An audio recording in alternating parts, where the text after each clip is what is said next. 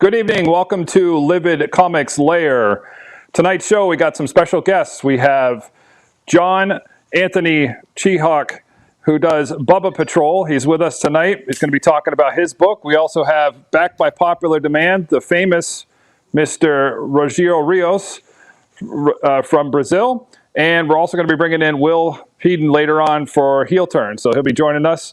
So we'll be back in 30 seconds. Check out this sweet new intro, guys. We're trying to get high tech here.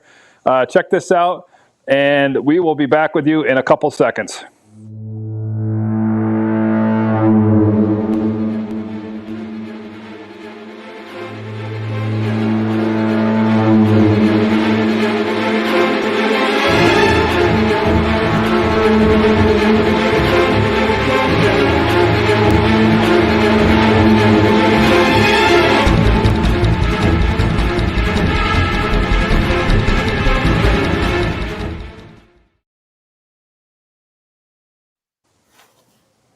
Boom, and we are live, gentlemen. Cool. Here we go again. Excellent. Excellent. How are you guys tonight? Good. Very good. Very good. Doing all right. Week. Happy Friday. Happy Friday, right? Yeah, that's a crazy Friday. Definitely. Like the old times. Yeah, it was a long week, man. Like with all the holidays and everything, because of, we had like Independence Day, 4th of July up here. Right. I don't. You guys must have something like that in Brazil, but up here we had it, and so I haven't really worked like a full week in almost a month and a half. So it was like hard to go a 5-day week this week between vacations and holidays, and so it was brutal to go back for 5 day. It was rough. Yep. Yeah. Yep. So real quick, let's introduce our guests here. So Mr. John Anthony Chihak Soltero, welcome to the show tonight. How you doing today, buddy? I'm doing good, man. How are you guys? Well, not too bad. Thanks for joining us tonight. It's pretty cool to have you on, and really excited to crack into your project here, Bubba Patrol, and want to hear all about that. So, tell us a little bit more. Tell us a little bit more about what you got going on and what you're going to bring to us tonight. So I'm running a campaign right now for the 4th issue of the Bubba Patrol, and it's an all ages book. It's a superhero comedy adventure starring my dogs as the main characters. Come here, buddy, so they can see you, so people will see you. This is nice. Grayson. There you go. Hi, Grayson. He's one of the stars. He is named after, of course, Nightwing, Dick Grayson, who's my favorite character. And so all the dogs, they have all their personality traits like from real life. They each have their own set of superpowers. They all just bring something different to the show for each of them. And Grayson is, of the actual dogs, he's the last one. His big brother fully passed away in March after about a year's battle with cancer. Yeah. But that's rough. We've been doing really good and working on a lot of stuff. He's I used to think he was a really nervous dog, and it turns out he's got his own medical conditions that come across as like him just being anxious all the time. But that actually plays into his superpowers in the story. So, yeah. So Grayson tends to be, like I said, guys, and his heart beats really fast. So in the book, he ends up. Did we go out? No, your voice is still there. Audio break. I don't know if we went out. No, it's just a image. No, your audio's there. It's just frozen for a second. There you go. Okay. I'm back. Yeah, we're doing this halfway across the country, guys. So, Chihak, you're in Arizona, right? Yeah. Yeah, so we're up near Boston, man. So this is some really technical stuff, and then we got Rogério, in Brazil. So we're all over the world here tonight. So you have a burglar in your house, Rogério. I just saw someone. A small one. Yeah. Yeah. I told him before, don't interrupt me. And then he's like, when I get you just by the knees. People won't see me. I say, no shit. Just go there and watch your cartoon. The kids love it. The kids love it, man. They're super into it. Yeah, they do. There's a reason I'm in my dungeon. Yeah. I mean, at least it's not like when this whole thing started and they started doing those broadcasts and stuff like that. And what was it that news reporter was like somewhere like halfway around the world, and he was reporting from his like hotel room, and like this like naked woman walks in and then turns around and walks back off screen, and it was not his wife. And it was like live on like some sort of morning show or something like that. It was pretty great. Man, that would get us some views. Right? Well, so I'm out in the country, and the joke is like this is a real backdrop. This is country, and we're always joking that there's going to be some type of bear attack live on the show, and that'll be good production value. So, or you almost got attacked by a possum. Yes, I did. I had a very big possum walk right behind me on a couple shows ago. Yep. Or like it's perfect for that, like, you know, that movie scene where you're like out in the country and there's like mountains in the tree line, and then all of a sudden you just see this like spacecraft or this meteor like coming flying into picture. Yeah. So, dude, we did have a UFO sighting here in like 1981. That was legit, and there's like old timers still talk about it. The coolest thing is that somebody made macaroni art reproduction of the UFO sighting here. And I want a copy of that. I don't know where it is, but something about macaroni art UFO encounter, like, holy crap, that would be amazing to have on my wall here. I would pay good money to own that. Only in New Hampshire. Right? Yeah, macaroni art. There's your next comic. We'll just do it all in macaroni art. That could be a good angle, right? That could be awesome. Do you know how thick that would be? Like that book would be like this big. Hey, that's their problem. That's it. Well, until we have to ship it. Get a bigger bag and board. It's not my issue. You know, I can't help it. My art's too big for you. Wasn't that so what? Tell us back. Go. Wasn't that was like Dave Dorman or McKean? Dave McKean used to do with like Sandman. He used to send these like big diorama pieces, and he would just ship them to DC, and he was just like, "You deal with it." Yeah, here you go. You know.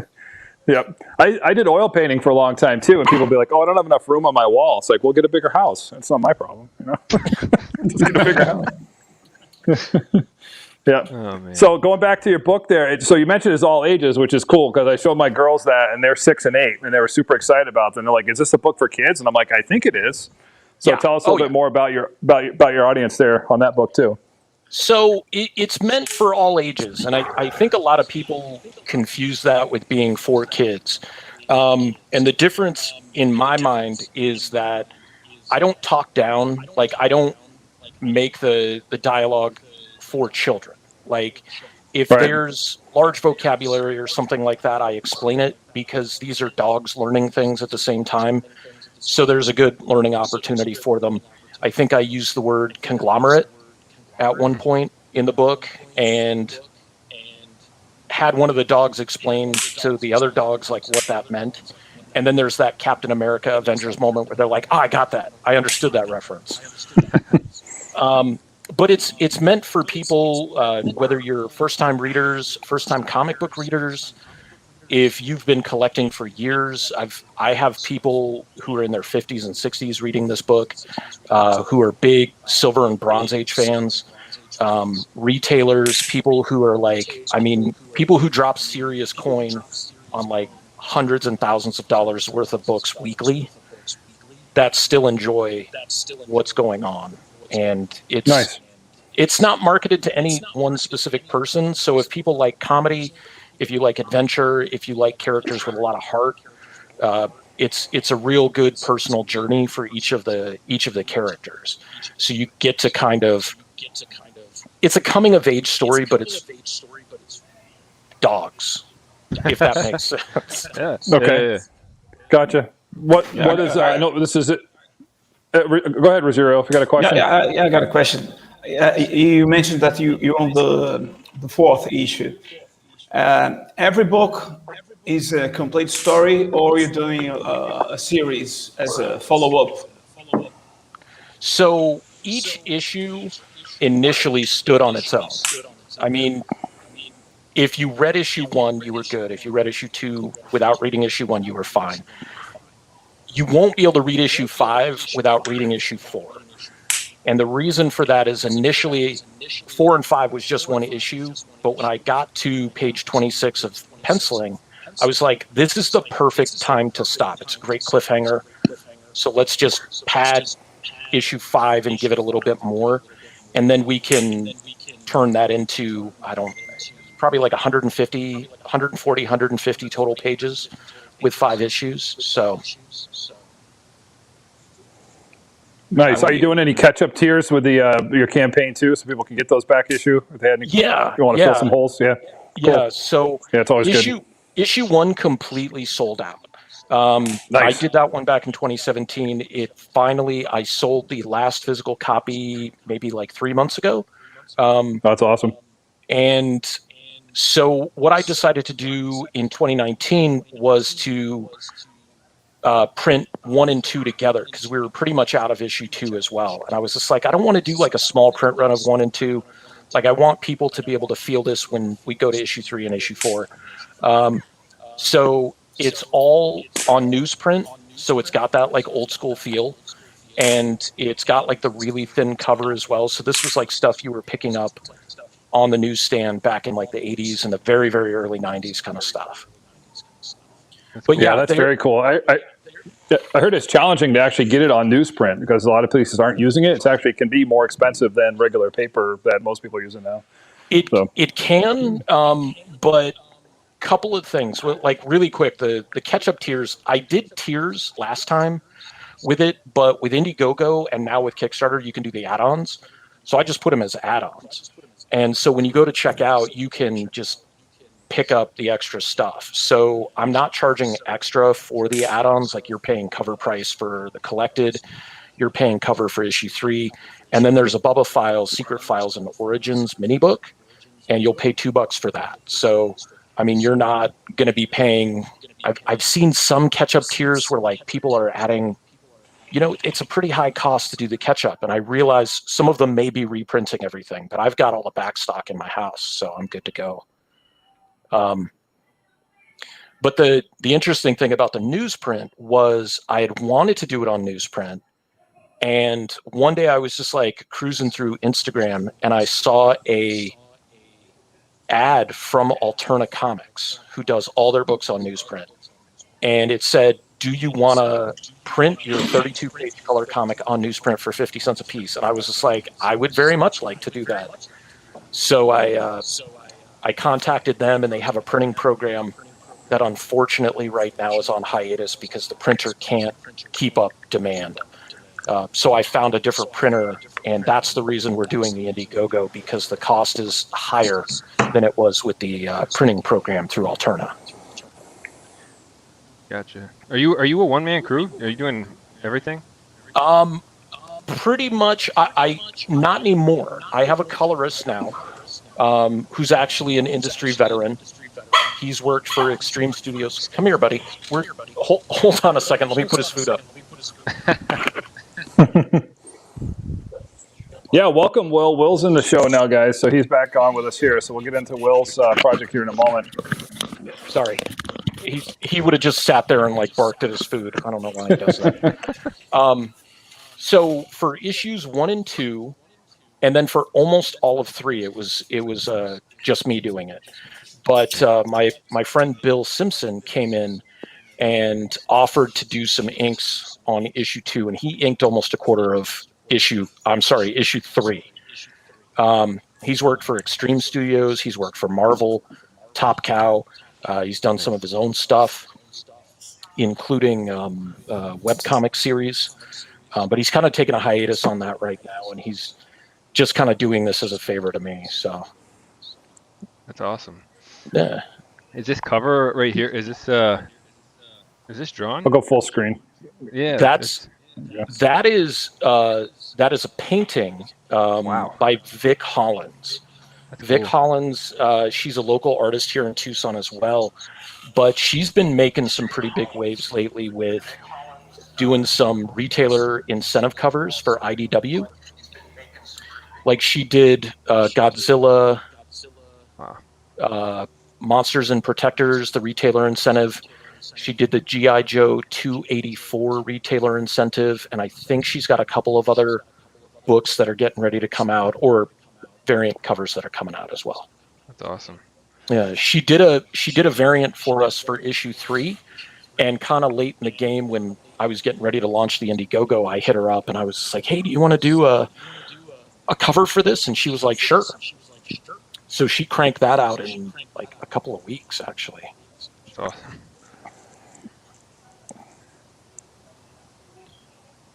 Is this your first book there, Chihak, too? Like first in terms of like Bubba Patrol, or did you do other titles prior to this? I've done 2 or 3 other books prior to this. They were all like way more adult, way edgier. They all featured that guy right there, the Agnew character, the guy in the robe. He is in every single project I do. I did a series called Euthanasia where there's like a street level vigilante, but it's slice of life, super powered punk rock epic. But it was not very well received because it's so niche. And Agnew was the sidekick. And then Agnew starred in his own comedy horror one-shot called Fuzzy Face, where he was the Leatherface character hunting down Muppet-like, hapless victims on the side of the road kind of thing. And that was a collab with a former girlfriend who we both love the Muppets. Texas Chainsaw Massacre is my main horror movie. And she was just like, I got to write this. And until the Bubba Patrol, that was the most successful book that I'd ever done. That's cool. Sounds cool to me. It's got a little bit of everything, man. Horror Muppets. Like you got me on horror Muppets. I'm in. Right? He's like a movie star that's playing different roles for you. Exactly. Like which is funny because issue 3 of the Bubba Patrol kind of brings everything full circle because there's the large portion of the book is a flashback sequence to one of the characters' origins, where she saves Agnew and Nash, who's the street level vigilante, because they're trapped inside of a building and he's unconscious, following like a fight and a like smoke inhalation and stuff like that. So Agnew's maybe like 1.5 feet tall, maybe 20 inches, something like that. There's no way he can pick this guy up and carry him out. So like the dog goes in there and helps rescue them, and it's a really, really funny thing, and it's kind of analogous to how the dog actually saved my life in real life. Nice. Tell us a little bit about the story. What people are expecting in this? Is it typical like a superhero story? Is it like a human interest story? Talk a little bit about that, if you wouldn't mind. So it's a little of both. Like they're superheroes, but they don't go on their first mission until the very end of issue 4. Issue 1 is Agnew and Sabu, who's the large-eared Chihuahua, going on a rescue mission to rescue Guri and Foley. And Foley is seen right there in the purple cape. And his little sister Guri is the one with the space helmet on the retailer exclusive cover or retailer incentive that we've got. And they're being held captive. And so they save them from a warehouse. And that's the end of the first issue. And then issue 2, they go into training. And it's pretty funny because like they have their own danger room kind of thing. And each of them has their own powers, and I never explain how they know that these other dogs have powers or what they can do. And they're just like, okay, this is what you're supposed to do right now. This is your test. And it's like, well, how did you know she could bark and like shatter a brick wall? But it just kind of happens. So it's really comedy, and like it is human interest, but it's dog human interest of these characters that have these big hearts. They want to make a difference. They're being groomed to be the next generation of heroes by Agnew, who has, the history as being the world's greatest sidekick, and Cypress, who was the very, very first Bubba. So she's kind of like the Captain America of the team, like making sure that they understand the ramifications of what they're doing and their importance. And she's also a lot older, so she can't go out there and do the things that they need to do. Gotcha. So Bubba is the name of the team then, right? Just understand that. Yeah. And okay. That actually came from a trip to the dog park years and years ago. We knew a guy who had a poodle, and the poodle's name was Bubba. And then one day I nicknamed Sabu Bubba, and he responded to it. And then the dogs just became, they were a group. So they were the patrol, and they were all Bubbas. So they're the Bubba Patrol. Nice. That's awesome. Yeah. So where do you see this story going? Is this just going to be a 4 or 5 issue run, or is this something that's going to run in perpetuity? Talk a little bit about that. So issue 5 will be the final issue of the first arc, and it ends on a very touching note. I still have about 6 or 7 pages left to ink, but I went ahead and I did the final page of the story physically. Like all my pages from issue 3 on have been digital, and so inking that final page of issue 5, like really just, it punched me in the chest really hard because I know what's going to happen next. And so once issue 5 is finished, we get it funded or do whatever with it. Then I'm going to take a break from doing this and figure out like what the next story is. And I have a couple of ideas, but I need to start fleshing them out. I may use the skills that I've developed in these 4 years doing the Bubba Patrol and go back into the euthanasia story and kind of like try to retell it, but only do that digitally because it did so poorly in terms of sales. Like I have stacks of that book sitting around, and I only printed like 100 copies of each issue, and there was only 9 issues. And I'm so sick of looking at them. I'm like, maybe I'll just do it digitally so I don't have to face that, and then just print that on demand, and I'll be good. Yeah. Yep. But I've got a couple of ideas for some one shots, and I think what I'm going to do now is after the 5th issue, either do full graphic novels so you get the entire story together, or do like big time one shots. Like I don't know if you guys I'm trying to remember the name of the book, but it was done by a guy named, I think, Mannion, Steve Mannion, Fearless Dawn. He told, like, over the span of 7 or 8 years, he told the span of his story on these like big one shots that were like 48 pages a piece. And he never did an ongoing series because as an independent man, that's just like impossible to do. I mean, even Eric Larson and McFarlane, I mean, they should probably be in the 400s in their numbers now if they were doing it monthly. But doing that by yourself is just, I mean, that's not going to happen. So I'm just going to take it arc by arc and then do it by itself. Yeah, it kind of led me to my next question. You mentioned them coming out each month. I was going to ask, what's some of the largest challenges that you found, maybe with this campaign or putting out the book in general that you've had to deal with? So the 2 biggest challenges I've seen, 3 biggest, but one was specific to a book. Issue 3, I had finished inking, and it was January 2nd or 3rd of 2000, and I had hard drive. I wasn't saving it to my old 10-year-old laptop, and the hard drive fell off a table literally 2.5 feet. Oh, damn. And it hit just right that it snapped something. Oh, no. And I lost every single page. I had 32 pages inked. Oh, my gosh. I didn't back any of that shit up. And I lost it. Like, I'm sitting in public, and I'm like, all right, I can't get this stupid thing to reboot. It keeps asking me to reformat it. I know if I reformat it, everything's gone automatically. All right, I'm packing everything up. I'm going home because I'm about to have a meltdown, and I don't want people to see that. So I took it and I had a couple of techs look at it. They were just like, we can't do anything.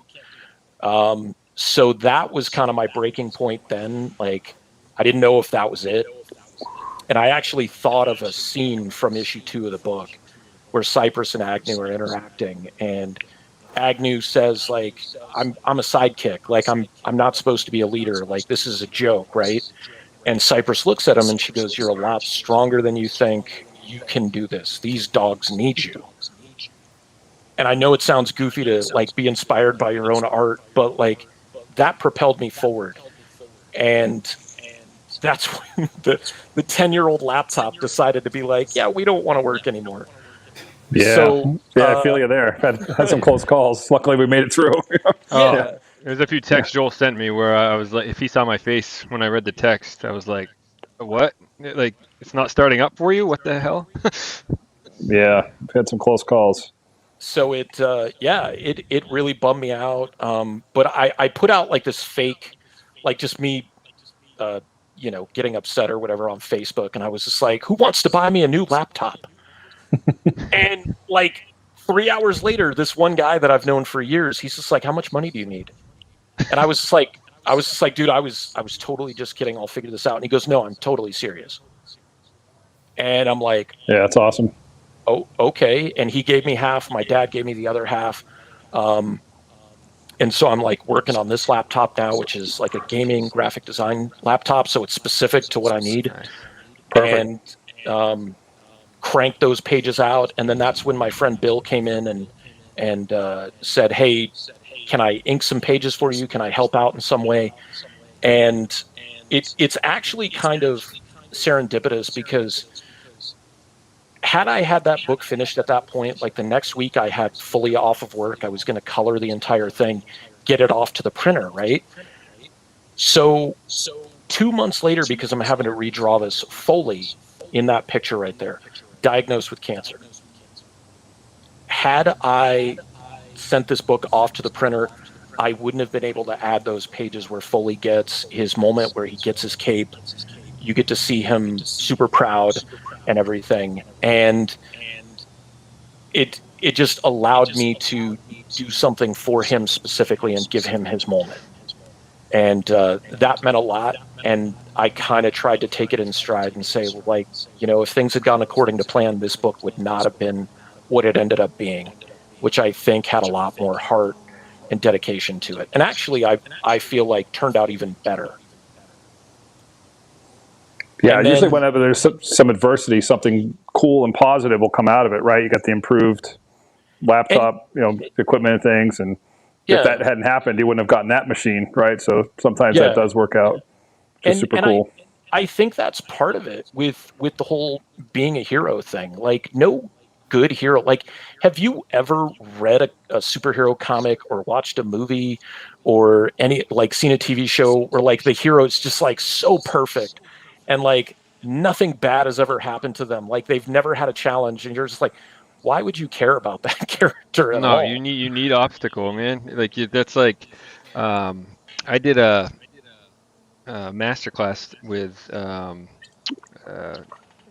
Andy, what's his name? The screenwriter. Why can't I think of his last name right now? But anyways, he's like, every story has to have an obstacle, a goal and an obstacle to get to that goal. It doesn't matter what it is. If it's a simple story, you still need them to overcome something, them to run into issues. You can't, like you said, it can't be perfect all the way through. It's just no one's going to care.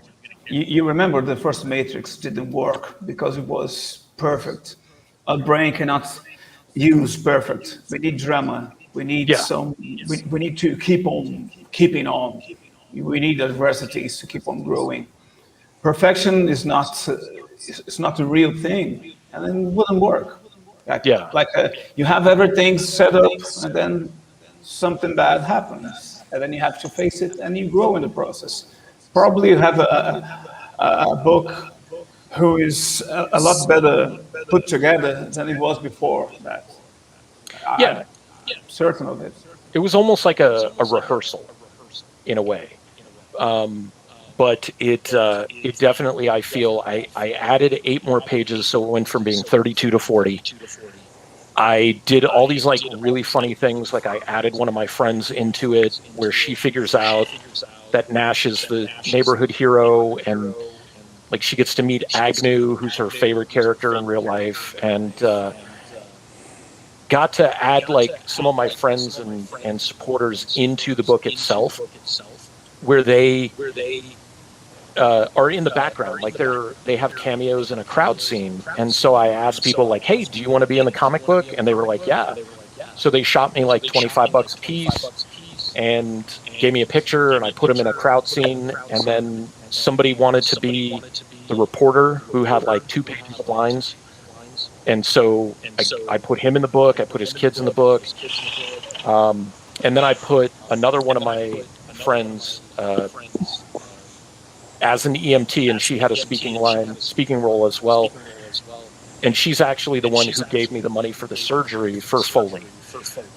So I was just like, well, you're my hero. Like, so you get to be the EMT, and you get to have like important lines. So That's awesome. Is that one of the tiers on your current campaign? Is that you can be in the book? Did you offer that too for people that are interested?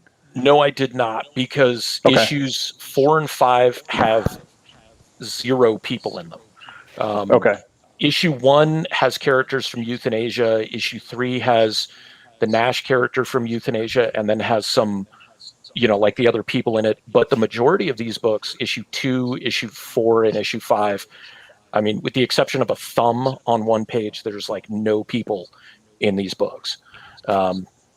And I'm doing that specifically for story purposes, because in upcoming stories and stuff like that, there's probably I'm gonna bring in more people, but I want it to focus on the dogs themselves. And that kind of brings in another challenge, because I've had some people say, hey, how about putting my dog, how about putting my cat in your book? Like, would you want to do that? Right. And I'm like, I mean, like, I'd love to do that, but like, what if I offend you by making your cat the bad guy, or not drawing your dog properly, or giving them a weird personality, or something along those lines? And people are really sensitive about that kind of stuff. I mean, I know I am. So like, I wouldn't want somebody to be like, back it and put that in there, and then they're just like, I can't believe you did that with my dog. My Izzy would never do that. Exactly. Like, okay, we don't worry about that on here turn, because we have the highest tier is about putting you into the comics so we can kill you.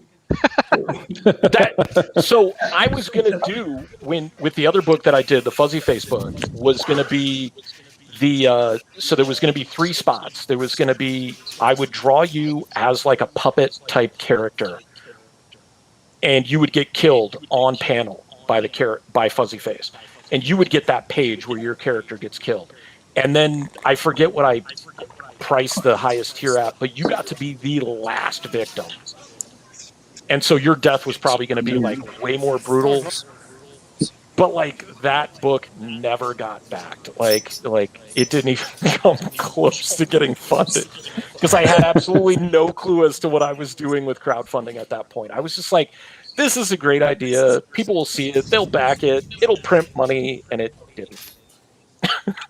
Man, you don't realize how much work goes into the crowdfunding stuff. My wife hasn't seen me in like 3 weeks, man. Like, it's been crazy on our campaign, Yeah, I hate it so much, and I'm terrible with self-promotion. Like, I can tell you this is the greatest comic book you're ever going to read, but like, if I can't get that out to you, like, and you can't see it and it's not visible, then it doesn't, does it even matter? It's that tree in the woods kind of thing.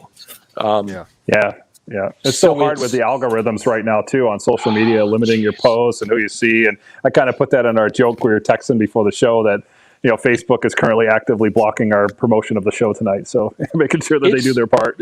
Exactly. Like, and that's the thing. Like, I was talking to a friend 2 weeks ago. She's done a couple of variant covers for like Lady Death when Polito does his campaigns, and like, which brings about like the thing to me where it's like, are you really independent if your crowdfunding campaign makes $250,000 within 8 hours? Like,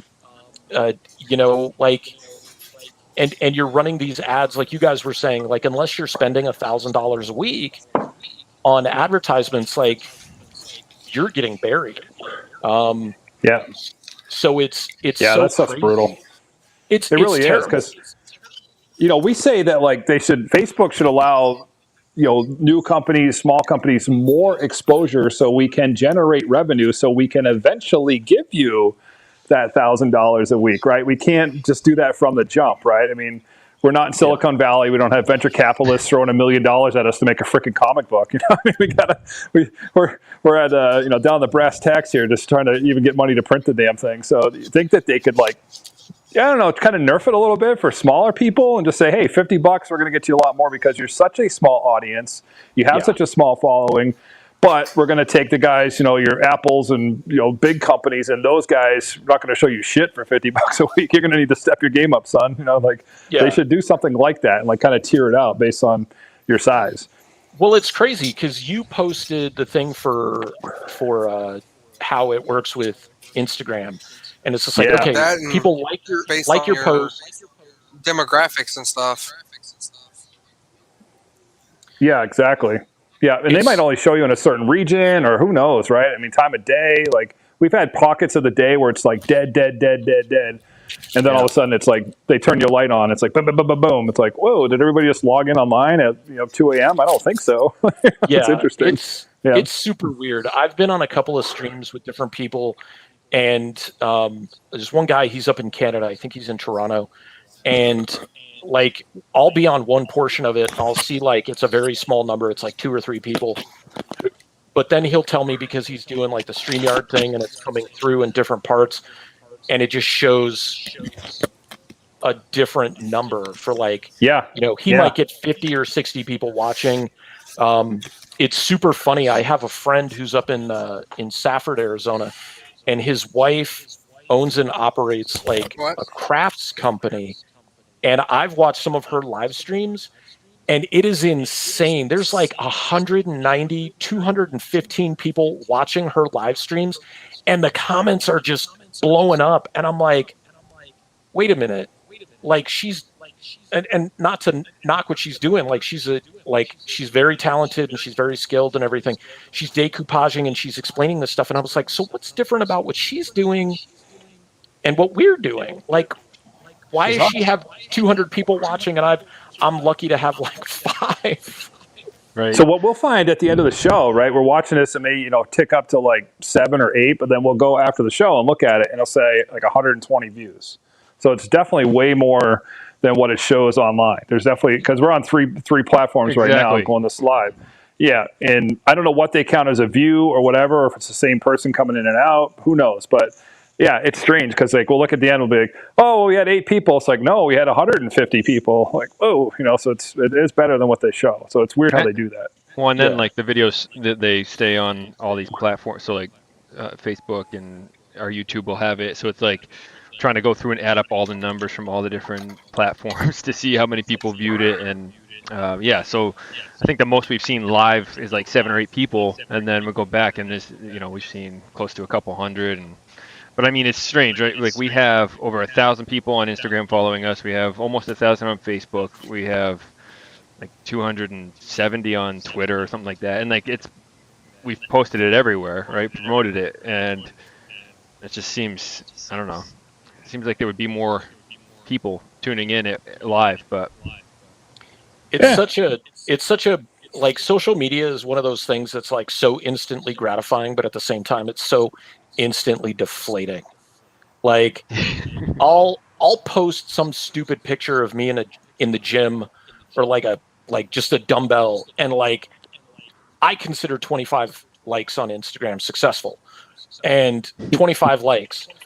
And then I post like a piece, like a sketch cover that I did of like, let's say She-Hulk, and it'll get like 20 likes. And I'm like, okay, that's pretty good. And then I post the Bubba Patrol. And like 3 weeks later, there's like 9 likes. I'm like, what? Like, It's like they know that you're trying to market something. It's like I think they can read text and stuff, right? Yeah. And so they're like, oh, this dude's trying to sell stuff and he didn't pay us.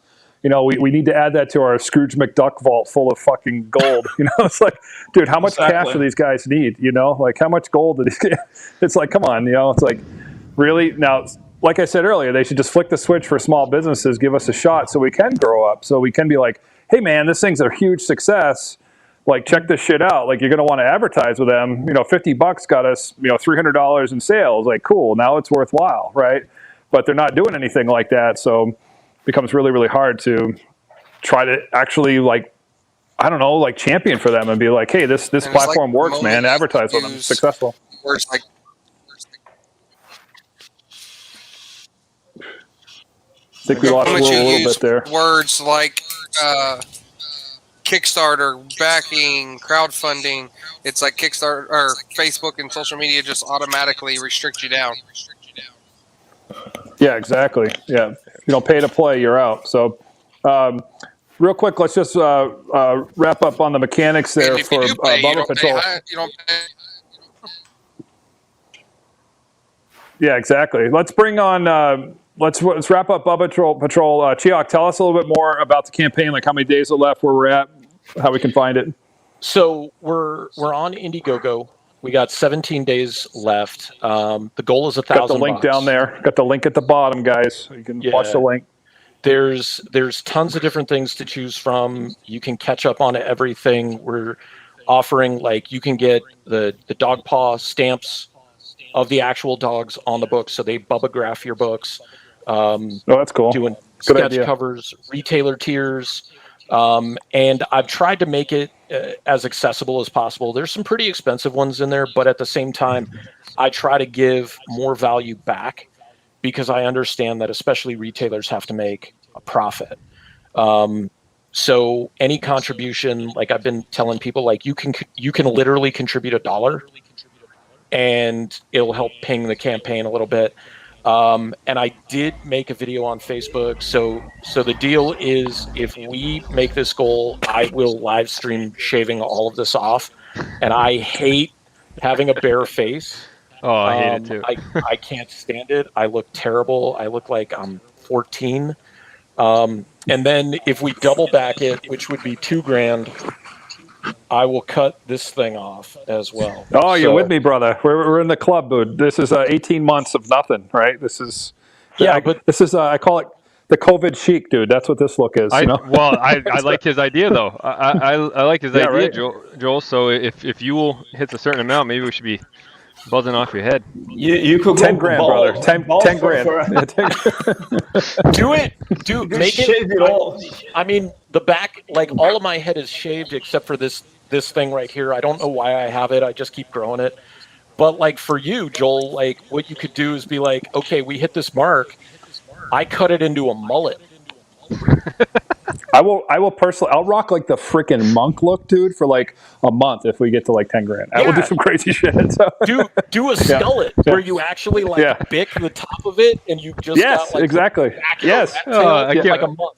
That would be beautiful. I'll have the horrible comb over, like I'm going bald. I'll do that look. Like, dude, I'm a whore. I'll do anything. Like, I don't care. I want your wife's reaction filmed though. I want her to see. Oh, she probably wouldn't care. She's done enough of my shit over 10 years, and she gets it. So. or like go to the barber and have the Livid logo shaved into the back of your head. There you go. I have to find. I was going to do that anyway, so. I was talking to Will about that last night, and I just forgot to tell him that I copied the idea from Chihak up there. So that would be nice. Nice. If we hit the goal, I'm gonna shave it off and probably gonna have our haircuts too. Well, here we go. I know Rios and Will, you guys are working on it's heel turn. It's a wrestling book, right?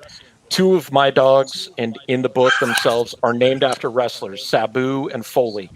So it's a hair versus hair match, right? Yeah. That's it. I was going to ask about Sabu. Awesome. I didn't even catch Foley at first. That's funny. Yeah, Sabu. It was funny but I caught Sabu, and I'm like, I wonder.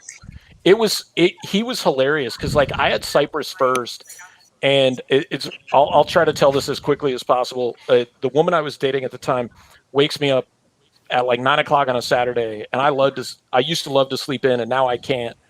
And she's like jumping on the bed. And she's like, "We're going to Marana," and Marana is a shitty suburb of Tucson. Like it's where all the juggalos and meth heads hang out. Like that's where we basically make fun of them, right?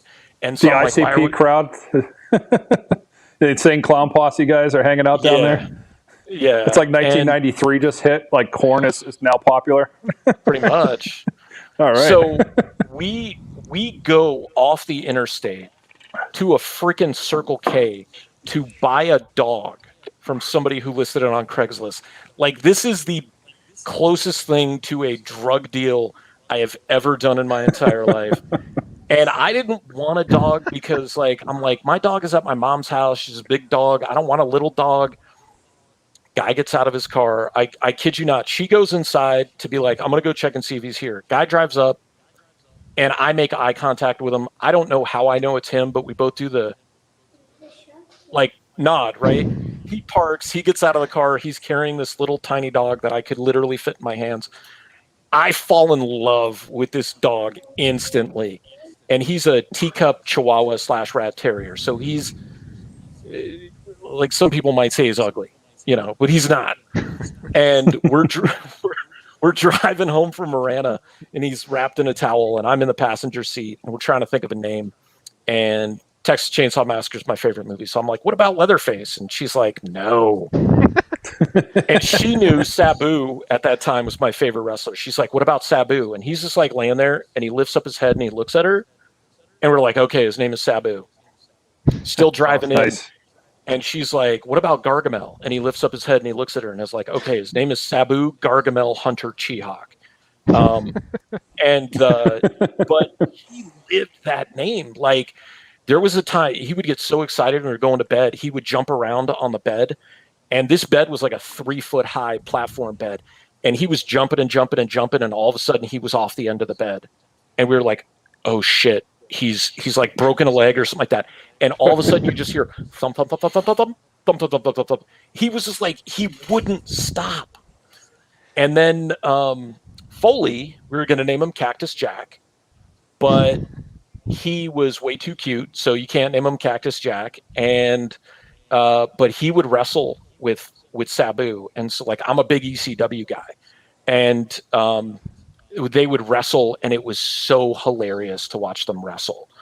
And the funny thing is, like, I'd be watching old ECW DVDs, and this was before we got the other dogs, and like Joey Styles would be like, it's Sabu, and he'd just be laying there, and he'd like look up and look at the TV, and I'm like, that is hilarious.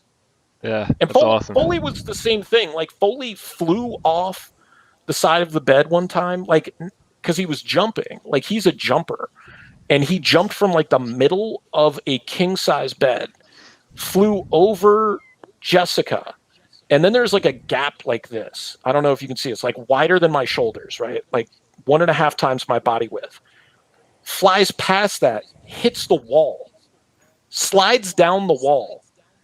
And he's a little more sensitive, so he just kind of laid there in shock. But I'm just like, that was like King of the Ring 98. Like he still got up and he kept going. Like he was so strong and such a fighter. So it's too bad you didn't get that on camera. You could splice in the audio from JR being like, Miss Foley's baby boy just got broken in half.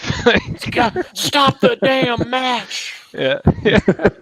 Did you like, not to get political or anything, but did you ever see the somebody spliced in the audio on that from like the January 6th Capitol insurrection where the guy was on the ladder, the ladder fell? Yeah, I was dying. I watched that like 30 times in a row. I was like, I also saw there was a video where it was like a guy trying to escape a hotel window. He must have been cheating or the wife must have been cheating or something because he was trying to escape. And they were playing JR and the King commentary over it, and the guy fell out of the window and landed on something, and JR was like, "Oh my god!" This is what I watch on the internet. It's not as funny with like animals, of course, but like it's like watching like human fail videos. Like are just, I don't know. I get a kick out of them. It's like the bail tapes, like back in the day, of like watching skateboarding, and you watch a guy trying to do a rail slide and he like nuts himself, and you're just like, oh. Yeah. You like feel bad, but at the same time, you can't help but laugh. Like, it's an automatic reaction, right? And then you're like, rewind that. Let's watch it again. Yeah, well, it's super cool. We got you on with Will tonight because we're going to bring on his book too. So the wrestling segue. We didn't plan that, but it's really cool. So Will's been patiently on the show with us here. So let's bring on Will for a little bit, and we'll make sure we circle back around on Bubba Patrol too before we sign off tonight. So let's bring Will on, and we'll talk about your project Heel Turn. So Will, welcome to Livid Lair. Here we are. Appreciate it. And not only is it just wrestling, but Ethan's style of wrestling is big influence by ECW, being an ECW fan myself, so it's kind of even next right there. Yeah, so let's talk a little bit about Heel Turn. We're going to pull up that campaign. Tell us a little bit about this book. Rogerio is the artist on this, guys. Rios, that's there with us on the show. So we have basically the whole creative team here, right? Unless I'm missing out somebody. I think you had a colorist too, right? So there we go. So I'm going to pull it up here. Boom. There we go, guys. We had a colorist that's Bee's Studio. They're from India, so their time is very hard to coordinate anything. Gotcha. Yeah, do we want to play the trailer? Oh, sure. I can play the trailer. Yeah, let's play the trailer, guys, before we get into it. Let's take a look at that. Let's do that. Let me know when you're ready. Good? I'm ready. I am ready, sir. Oh, no. You know what? I'm not going to fall for it. You didn't do your audio. Well, Yeah. we didn't play Bubba Patrol trailer. We'll have to go back and play that, too. I just, I wasn't... Sorry. Hold on. Yeah, we'll touch back on it before we sign off here. We're not done with it. Share. I know Will's running short on time, right? How much time you got, Will? No, I've got a little bit. I mean, You good? not a whole lot, but I got a little bit. I got to get the kid to bed here in a little minute. I did it. Gotcha. All right, I'll play it right now. Here we go. All right, hold on. Hey guys, it up. I'm Will, writer and co-creator of the new mini comic series Hill Turn. Hill Turn is about the life of a guy named Ethan Johnson. Ethan works a 9-to-5 job just like everybody else, but on the weekends, he puts a mask on and he entertains his fans as the Archangel of Extreme, Ethan Edwards, an independent professional wrestler. But the side that people don't know about Ethan, he's truly a sadistic serial killer. Hey, everybody needs a hobby, right?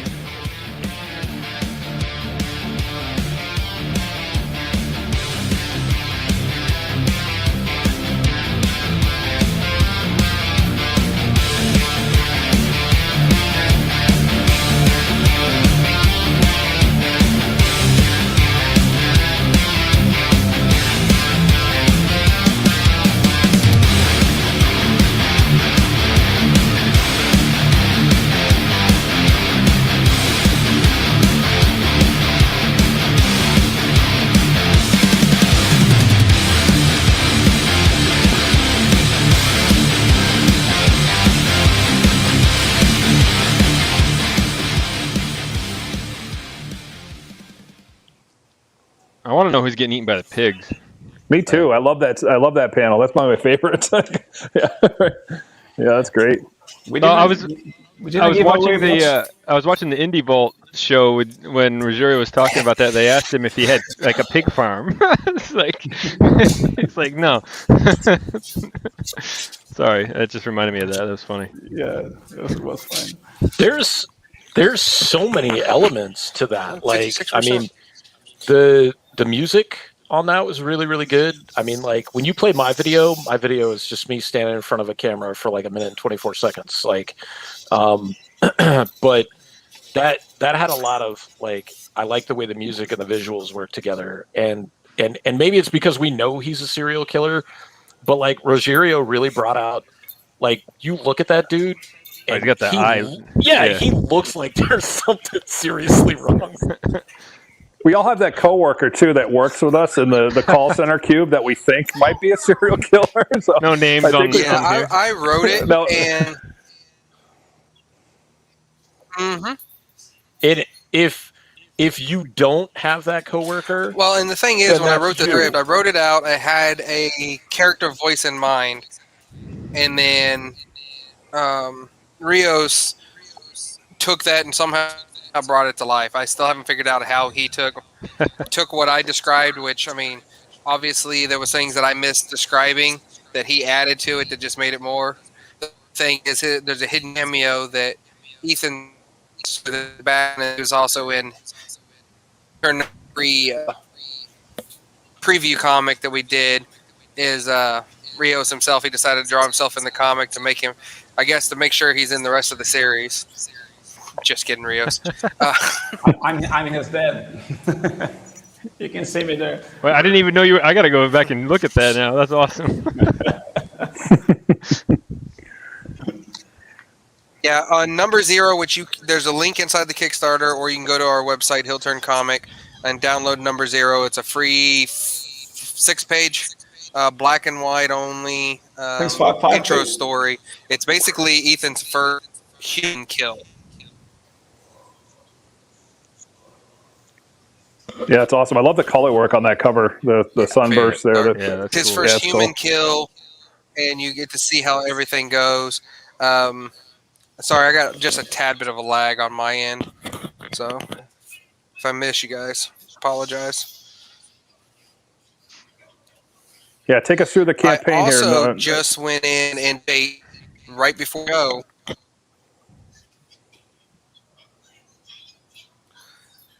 Right before the show, I did an update and I announced that we are actually going to be in 2 different languages.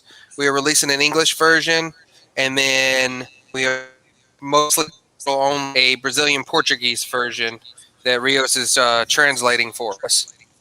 That's cool. That's very His cool. That's fans awesome. and stuff like that, and any of our fans that speak multiple languages, will have that opportunity. But basically, the cover that you're looking at here is the variant cover. It's a Kickstarter exclusive. You can actually, there's a couple of reward levels, or there's add-ons where you can get yourself drawn in the crowd. The colors we might do this that. variant cover run by Jeremy Kahn, who does a lot of work for Silverline Comics. I love the meat tenderizer too, and I think that's one of your rewards too, right? It's one of the tiers. Yeah, the meat tenderizer. That's super cool. In the very high tiers, it's a meat tenderizer that's going to be a reward. His weapon is a book. However, every book is different weapons opportunity. It's never the same weapon, never the same means. Actually, if you scroll down or you click that preview button at the top, either way, I give you the first 6 pages of the book. So actually doesn't give away most. It just gives you his mindset and gets you ready to want more. Yeah, there's that pig scene, man. That's I know. cool. I'm sitting there reading it. I was laughing because of the oink oink. I got a question for you, Will. I was looking at the page right now, and you've got retailer tiers, and so can you talk about that a little bit? I know I'm not running the interview. I was just curious. No, feel free, man. There's no format. You're good, yeah. No, you're good. The retailer tier that I decided to do, I actually mimicked Silverline Comics. It's run by Roland, and I met him a few years ago at a convention that I helped run. Actually, that I did run. And just met him and talked with him and stuff, and I actually mimicked it off of what he does. I talked with my printers and got what pricing that I can. Oops, I forgot. Can you? I just muted him for a second. I was going to ask if you could do that for him. No. Yeah. I think the kid's going to bed, so that's also I don't think it happens. Or not going to bed. Yeah, we all have young kids, so we deal with that nightly. So I totally get it. So, right. Yeah. And Rios is an hour ahead of us, so God bless that kid. But I mean, the what's it, retailer 11 tier o'clock basically. Oh yeah, sorry. Go back Yeah, here. something like that. Yeah, the retail tier, I basically talked to my printer, seen how cheap that I could get it printed quality, the same quality as everything else. And then I'm not making very much off of it. I make a little bit off of each tier. Obviously, the more books, the more I make. But that goal is mainly to try to get it into shops. But I also want to give the shops opportunity to get a few copies, sell it. If they want more, they can come back to me and replenish. And then if you order so many more, it's the same cover, but I'll throw their logo on there because I don't do the drawing, but I do graphic design. It's easy for me to lay out and throw the logo on there on these 20 because I don't have a set minimum with my per. I know it says I'm using Comic Wellspring, which is who I was using for most of it, but I recently had a new printer come to me that I am leaning towards at the moment. That actually I've offered the same deal, but a little bit better. We can talk offline about who we're using too. You know, I don't know. Obviously, you already got somebody, but that's cool because I actually on Saturdays I run an online show where I sell comics, and the reason I saw that and pointed it out because I was going to be like, well, I don't have a brick and mortar, but I could definitely print the book out, or not print it, but like sell it and get it into the hands of some people with that tier. So Yeah, big thing with these campaigns right now too is a lot of eBay Oh yeah, and that resellers are cares for looking at any these. retailer. It doesn't have to be brick and mortar. They just have to prove they're a retailer of some. And they basically look at the retailer after they order it, they message me, and then I look at the store because there's certain things. I do websites, I build them, I need to update mine, ironically, but there's certain things you can tell between the guys that are legitimate doing it to make money and then those that are stealing it, scamming it, things of that nature. Yeah. Yeah, definitely. That's like I was saying. That's people are coming on to Kickstarter that have eBay stores and they're looking for exclusives, right? We've been on a few shows where some of the guys are saying that they're like, I want 20 covers that are just specifically for my eBay store. They don't have brick and mortar, but to Chihak's point, they're selling online. So that's something that's a real thing that I think anybody running a campaign needs to really think about, going forward, is offering something too for the online crowd also, not just the local comic shop. Well, the other thing I wanted to bring up too, like, I know Joel and I have dealt with this, but do any of you guys deal with a lot of people that would be willing to back you having no freaking clue what Kickstarter or Indiegogo even is? Like, you try to explain it and they can't even figure it out. Yes. I actually, there's some local retailers here in town.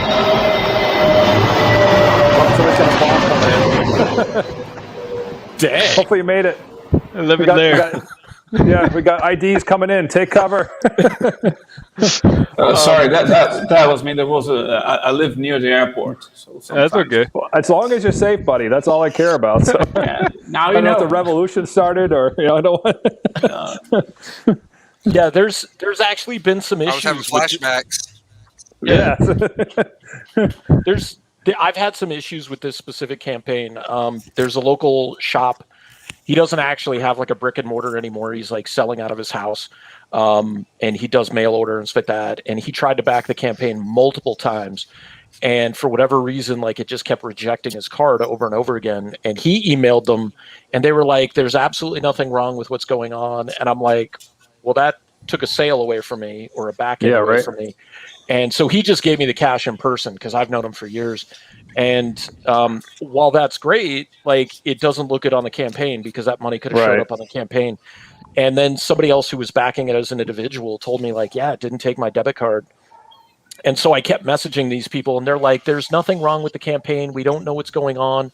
And then all of a sudden, like 2 days ago, I get an email and it's like, so we're escalating this because there is something going on. And I'm like, what? Like, I told you a week and a half ago, like if I look at my numbers and I see like, okay, this is backer number 1. And then it says backer number 5, which means there was 2, 3, and 4, which all got rejected at checkout. And then 7 and 8 got rejected at checkout. And I'm like, cause the numbers bounce all over the place. It's really, really strange. Jeez, I didn't even think of that part at the end when they take everybody's. Like, are we gonna like? It's we've seen a couple cancellations in the middle of the campaign, but I didn't even think of that part. When the campaign ends and they go to pull the funds from everybody, like I wonder. I had that happen with the first Bubba Patrol. There were 2 individuals who backed, who I guess didn't have funds in their bank account, and so Kickstarter, because I ran the first campaign on Kickstarter, and they told me like, okay, so we can't get funds from these people. We're going to keep sending them a reminder. And if you know them, message them and let them know. And so I messaged them because they were both local as well. And they were like, yeah, we just had to pay a bill and we didn't realize it, which is one of the reasons I like Indiegogo, because when you back the campaign, it takes your money out right then. That's good to know. If you do a fixed campaign, like I backed a couple of campaigns that didn't succeed, but they were fixed. So it took my money out and then refunded it later. And I had some people who had backed the initial Bubba Patrol campaign in 2017 who weren't familiar with it. And they were like, we backed it, but like the money is still in our bank account. And I was like, oh, let me explain this to you. And so it was just kind of weird. I just think that you have some customers that are living on the edge. If they can, They don't Spoken have like a true funds. American. I mean, that's most Americans nowadays, buddy. I mean, that's it. Wow. Yeah, a lot of people live in Yeah. check to check, man. It's tough. Yeah, It's I a understand tough that. world. I forget what show it was that we were on. Was it? I think it was the Pop Anime show, and he has like a little speech. He says he's like, if you can't, like, we want you to back us, but if you can't afford it, if you're living paycheck to paycheck, don't put money on a comic book. Just like our post or share it. Like that helps just as much. Or donate $1. Like you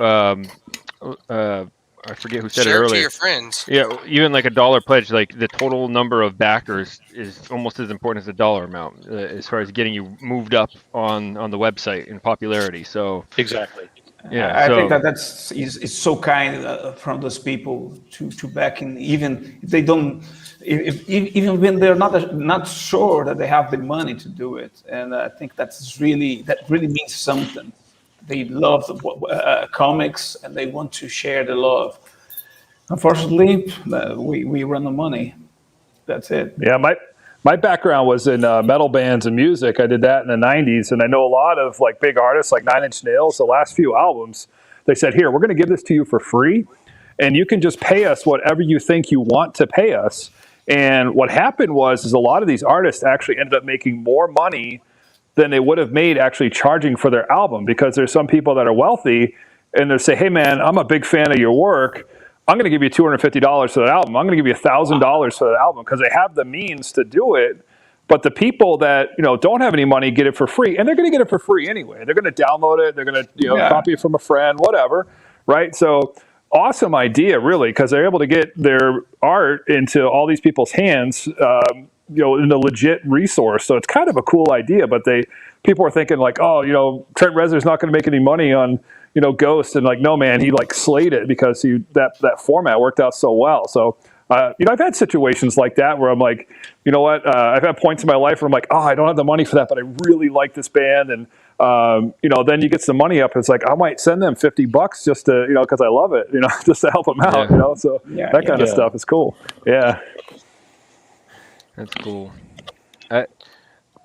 Rogerio, when you were drawing this character, were you? Yeah, and then you get those backers there at the end of the campaign that they're just like that. They can't afford it, but they wait until they actually do it. They wait till the end and actually back it, so they know that, hey, the funds will be there. That's true. Yeah, that's true. You see a big spike. Well, you hear that a end. lot. Yeah, you hear that a lot with these campaigns. You see a big spike at the end. So hopefully. I do it. I wait to the end on some things. I do it. I do. I'm that guy. So, yeah.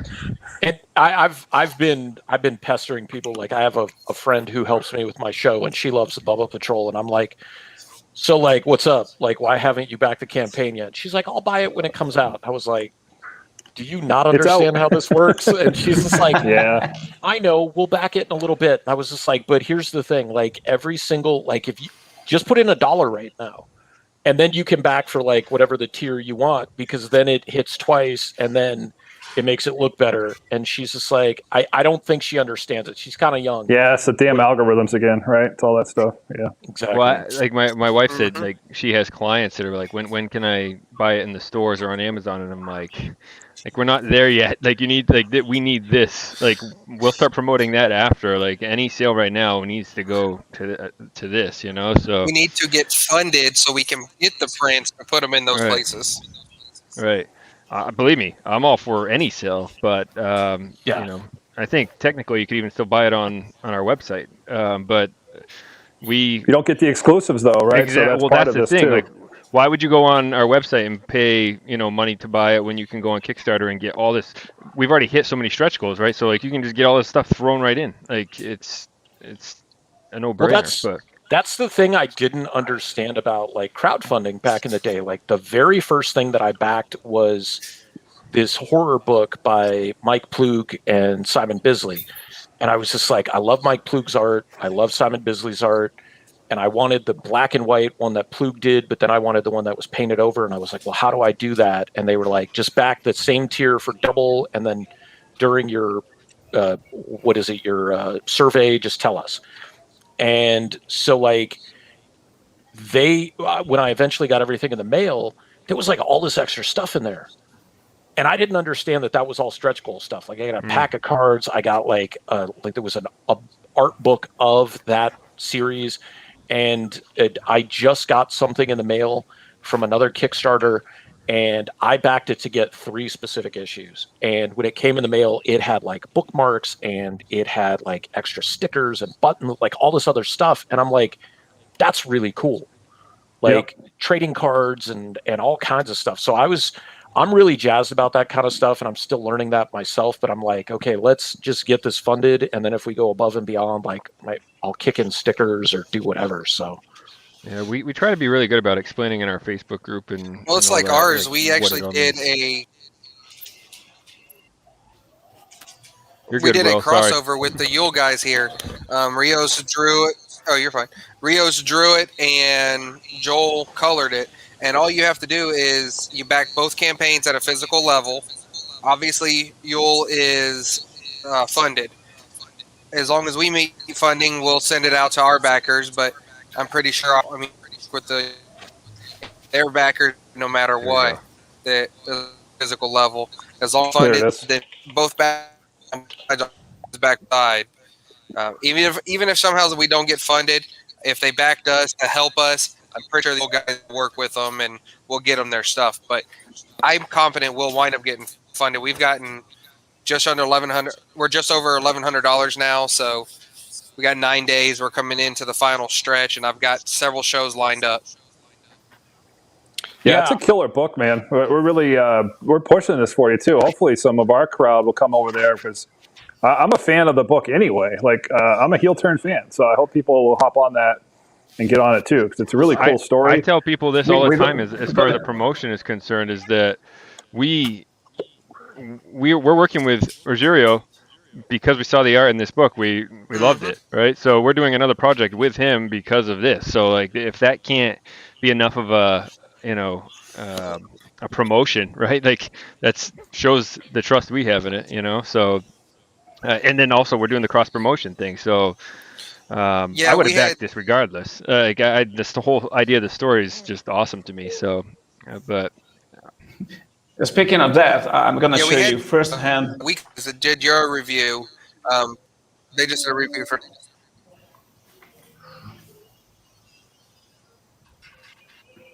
We're just having a little bit of delays with the stream. Yeah, we'll go frozen there again. So I'm going to show you the first page for that ball. Yeah, just let me tell you, this is kind of embarrassing to show you this because all begins here. See if I can pull you up on screen here. I'm going to try to do this. I don't know if you can see it. Okay, I'm going to put the lights down. Don't be embarrassed. This is cool. That's like the thumbnail, right? So that's the rough thumbnail rough draft.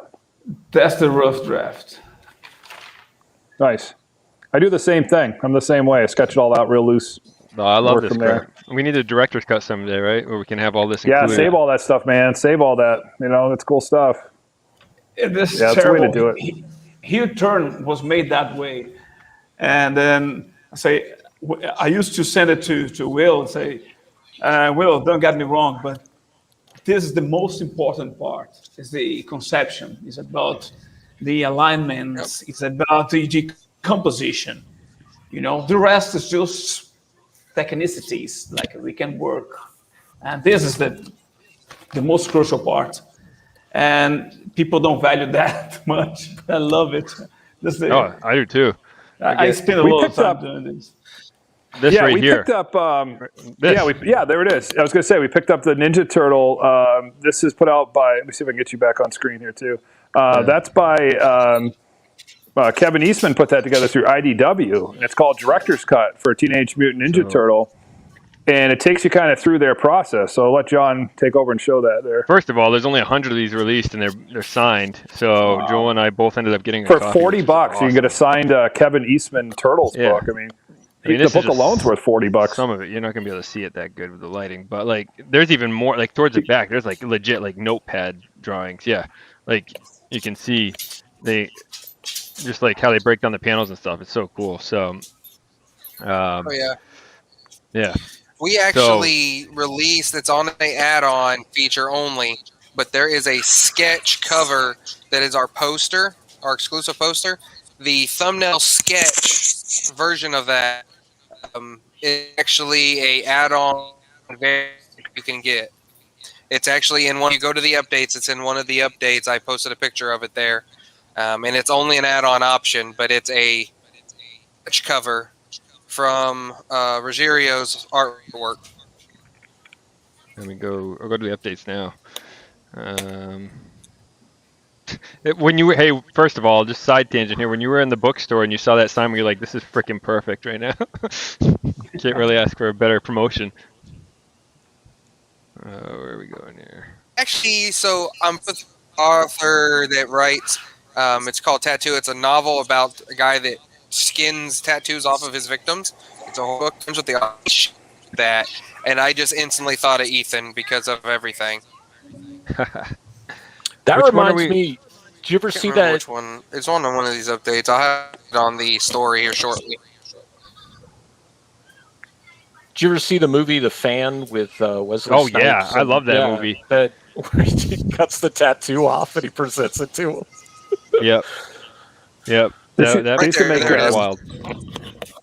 Yeah, they used to make manskin lamps, right, back in World War II. They would skin the fallen soldiers. I think the Japanese would do that, make manskin lamps. That was a thing out of the tattooed skin. That's just crazy. Yeah. Will and Rogerio, I'll talk to Will about it, I guess, in a little bit. But like, I just backed it at the retailer tier for a little bit, so just so I can support and then maybe get some copies and sell them on my non-con show. So Will's going to have to cut out. Yeah, Will's got to cut out, guys. So real quick, Will, let's get some final words in about your campaign, and we'll let you get going for the night. Oh, you're muted, buddy. Oh, there you go. Yeah, I've got my kid. I got to get to bed. He's got to do his eardrops and medicine and stuff. He had an ear infection this week. That's rough. But yeah, John, add me on Facebook. I'm in that group message. We can definitely chat for sure. And then, so Hill Turn, basically, I've stole the name, but it's Pro Wrestling Meets Dexter. In the video review, we said it is pro wrestling and murder. Nice. What more could you want, right? I mean, that's Yeah. This it's is a super cool project, man. I like it. This is going to be 7 books. There are 7 books. I already know the end result of the series. There is chance for spinoffs because we have a victim package. We also have an agency. If somebody chooses the agency, they are going to be involved in the rest of the series. If not, I've got a couple of people in mind. Like the victim in the first book is actually one of my good friends, personal good friends. Always cool to kill off your good friends. I can't wait any to good do serial killer would, right? It was my pleasure. Well, yeah, because he's one of my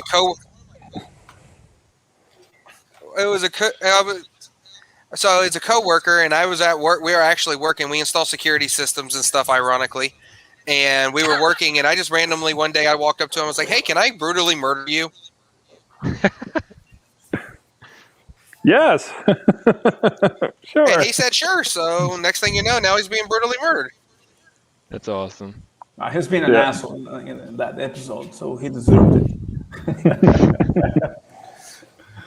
Oh, Well, man. then he was, and now you got Rios up there who's portraying the father in this particular story. Can only imagine what's going to happen to him. Next book can be you. There you go. Killed. Well, if you want to know what happens to the father, just read the book 0. Oh, I definitely will. Yeah, that's awesome. So now we have a lot of flashback scenes in this because we're telling the story because this is going on. So are you just on the Kickstarter? Where else can people find your stuff, Will? We're on HillTurnComic.com. I need to spend some time and update that.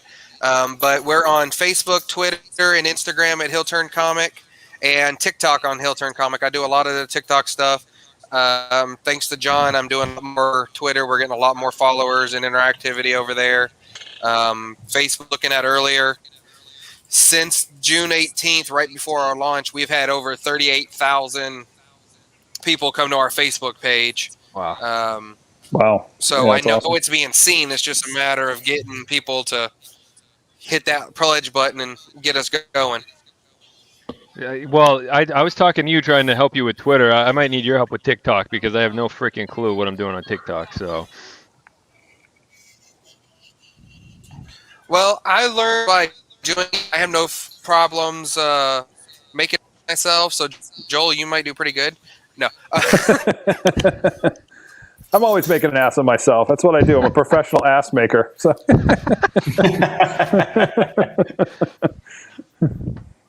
Artists do better because you can actually show bits and pieces of your art. TikTok I like because, one, it's going to help for convention circuits. You got 15 seconds or 60 seconds to say your pitch in a video, and that's it.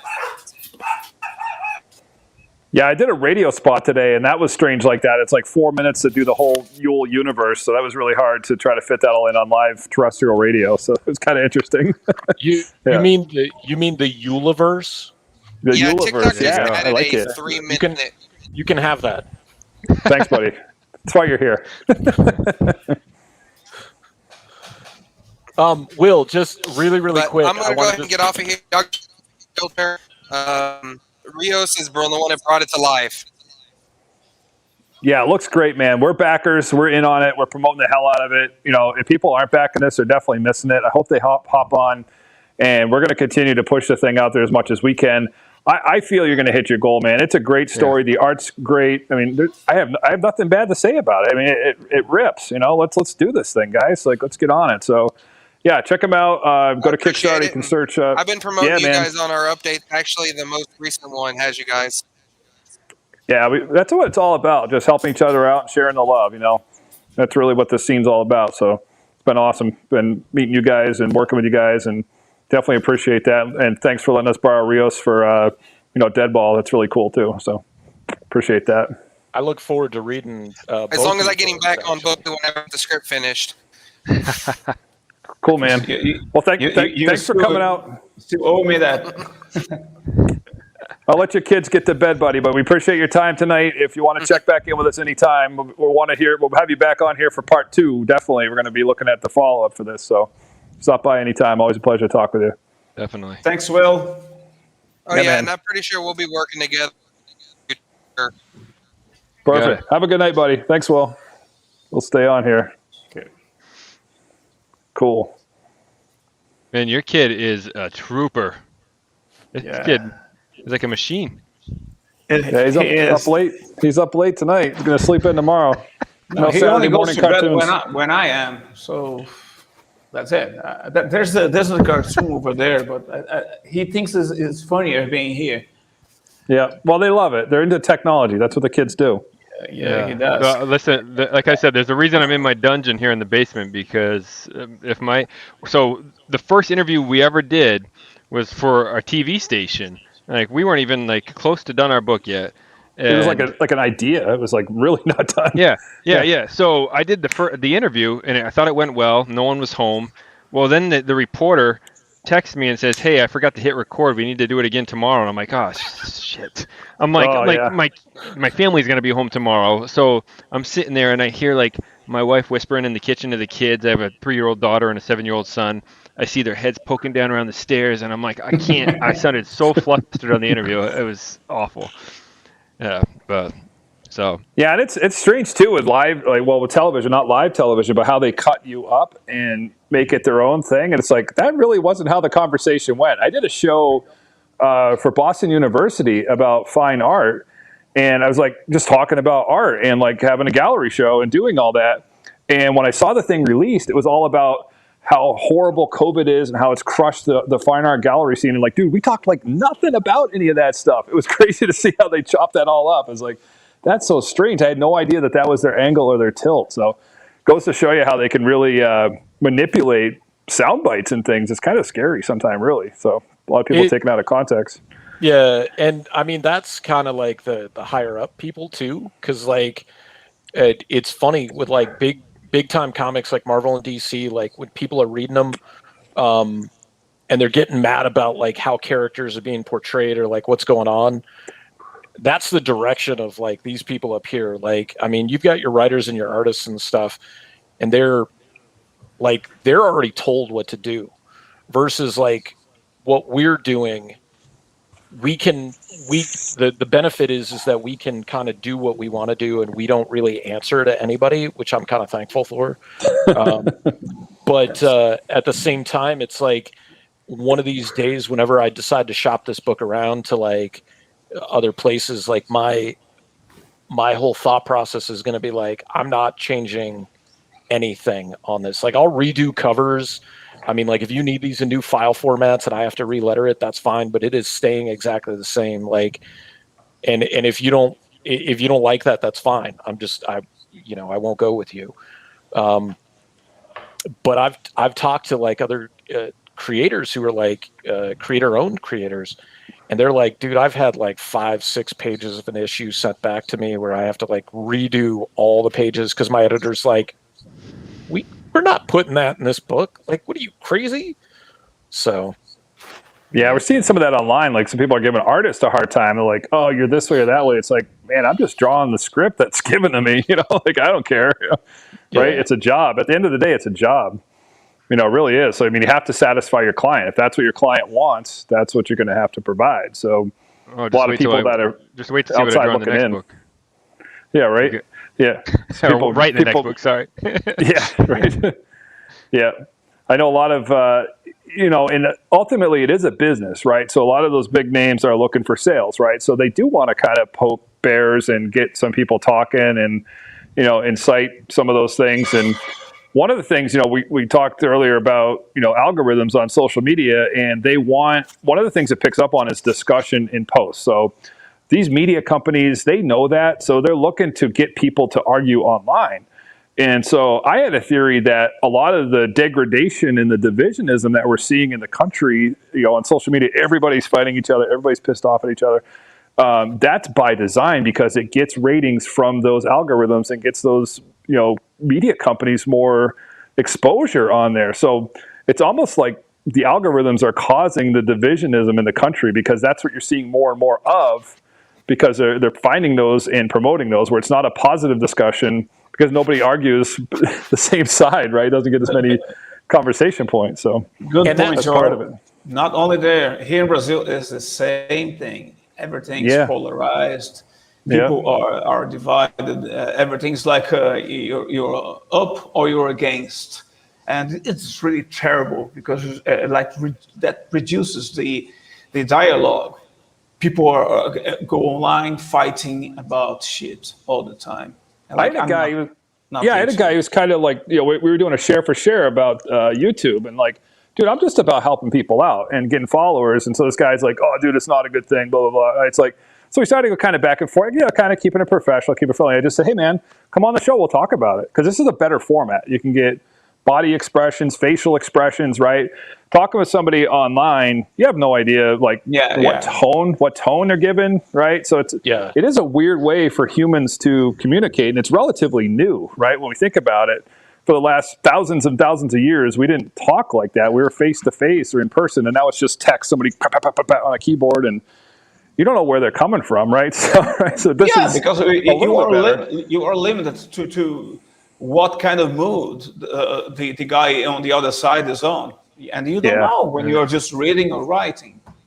Sure. And we all have our own battles outside, right? We all have our own shit going on, right? That's bad. Sure. Like everybody does. Yeah. So you don't know where they're coming from, right? So we deal, like John and I deal in customer service for our job. So you don't know that customer that you're talking to might be, an asshole to you, but you don't know what's really going on in their life. There might be some really bad shit that they're dealing with. 20 minutes in, they have cancer, right? It's like, or the kid just died. I've had those calls too. It's like, oh shit, that's rough. So It's kind of like I saw some, and I'm sure everybody's seen it, like with the reality TV shows, where when they do their casting calls and stuff like that, they will actually ask those people, like, are you willing to like stir it up and be a dickhead? And like, are you cool with like getting drunk on camera and like making an asshole out of yourself? And like, because that, like, people like to see that. I don't know why.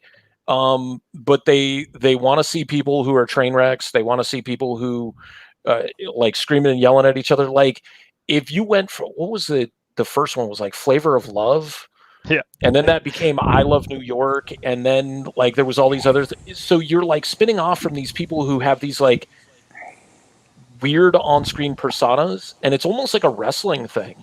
Because like I'm sure if you meet some of those bad people in one. real life, they're not anything like that in real life. They're just like, dude, that's how I make my money, you know? Like Jersey Shore. Like, So- are they really all that freaking ridiculous? I mean, maybe. So my but brother does film production down in Boston, and he worked on Orange County Chopper in upstate New York, right? With those guys, remember that show? They're building the bikes, motorcycle. And I go, man, is all of that shit real? And he goes, well, what'll happen is things will happen, but then we'll tell them to amp it up, and we'll refilm the scene. So it's like, Paul Sr. might have got angry, but it wasn't that angry. And they're like, okay, dude, just break the door off the office this time, and we'll get you a new door, like, because it was good for TV, like. So, yeah, he would be upset, but it wouldn't be that level. He'd be like volume 6 upset, but they'd film it at 10, just for TV. So, yeah. Reality isn't really real. Did you ever see the bar rescue show or whatever it was? Like, I used to watch that once in a while. Like, can he really be that big of a dick? Like, I mean, he was like hulking out Gordon on Ramsay, people. too, right? Gordon Ramsay with the cooking It's shows. all staged.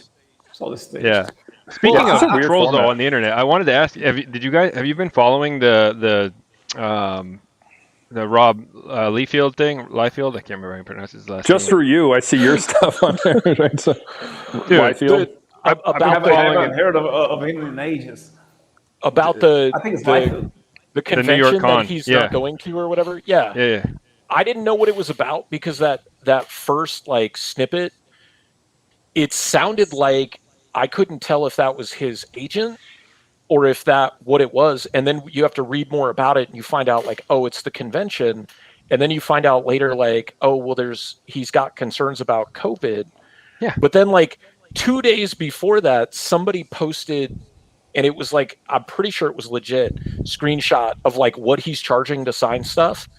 And it's just like New Mutants 87, he's charging X. New Mutants 98, he's charging X. Anything that's X-Force, Deadpool, or Cable related, he's charging X. Like to draw a balloon with Deadpool eyes on it, he's charging additional. And I'm just like, all right, well, like, that already makes him kind of look like a jerk. But then I also saw like the Clayton Crane signature prices, and I'm just like, dude, just sign the book. Yeah. Like I don't know Stan how Lee they used to sign for free. Like Stan Lee used to sign for free forever. Like, I got a couple of SIGs from Stan Lee. I gave one of them away to a friend who was my best friend at the time, and we're not friends anymore. And I think that's the only thing I regret about that friendship is I gave him one of those. I actually bought a signed Venom Pool cover from Rob. And so he's a polarizing figure, though. I feel like a lot of people don't like the guy. I don't know what to think. But at first, I was siding with the con. So if anyone doesn't know the story, so he was supposed to go to this New York con in a couple days. And Tuesday, he informed them he wasn't going. And they've been promoting. He's like the biggest name there.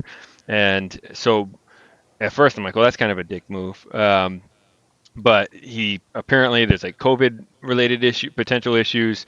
And then where I started to side with him is the con is like trolling him and like attacking him hardcore. Like they look so unprofessional. They're like coming at him like saying, no, until you give us a reason why you're not coming, we're not taking you off our website. And he's like, are you freaking serious right now? Like you're telling your customers that I'm going to be there still. I'm not going to be there. I told you Tuesday, my agents told you, and they're like, he's going to be in the UK. He's going to be in the UK doing this thing. He's like, I'm not freaking going anywhere. Like stop making stuff up about me. That reminds me of several years back. I think it was might have been 2016. Albuquerque Comic Con was promoting Carrie Fisher being at their convention, and so like Star Wars Episode 7 had just dropped, and they were promoting her being there. But she had to go back to like film Episode 8, right? And they said, oh, she's canceling last minute. She has other obligations that she has to go to. And I'm like, you had to have known that. Like, there's no way you didn't know she was going to be doing that. Like, I have a feeling they did that to get sales. Yeah. And then it's just like, well, we bought tickets already, like whatever kind of thing. So it's got to be, it's the same thing. It's causing controversy to build like, oh, people are going to talk about New York Comic Con, and then people are like, well, I got to see how this is going to go down. Is he actually going to show up? Like, I'm going to buy my ticket, or whatever it is. Like, it's pretty crazy. Well, think about how many people are on Twitter too, like where he's going on and he's like, I will not be there. I will not be there. Stop. Take me off your website. Like, but people that just go to their site, they're like, oh, he's going to be there, So it's, I don't know. But I just feel like it looks so unprofessional, regardless of whether they're right or not. Like, if it ends up being a dick move, if we find out like it was just him not feeling like going, like whatever, but like, who's going to want to go to their con? Like, they're making themselves look like assholes. So, things come up too, right? Like, what if his wife died? And he can't. Right? Things happen, right? So yeah. Well, that's the thing. Like, okay, so here in Arizona, we had Sabu and Super Genie were going to show up at some comic book store and do a signing on like Free Comic Book Day. Super Genie just died. Yeah. So I'm like, and I think a friend posted that to me the day before she died. And I was just like, well, I can almost guarantee you Sabu's canceling everything. And they're like, why? Sure. And I was like, because she's dead. Yeah. And they're like, oh, okay. And then you like read more into it because there's like not a lot of it. He keeps kayfabe pretty good. Like, you don't know a lot about like his personal life, but apparently they were like, I thought he was still married, but like him and Melissa Coates were a thing. Oh, really? So yeah, or at least that was what Culture reported, and What Culture is pretty well versed on stuff. So, jeez. Yeah, but yeah, exactly. Like, it's that card subject to change thing, man. Like, I mean, I might want to be at a convention and like I'm listed in Artist Alley. Like, it's not as big a deal as Rob Liefeld being there for, fan wise. But if somebody's just like, oh, I wanted to get this guy's book, or I wanted to have him sign the book that, I got on his Kickstarter, and then I'm not there and I'm just like, hey, I'm sorry, I couldn't go or whatever. Like, should the con badmouth me because I had to back out last minute?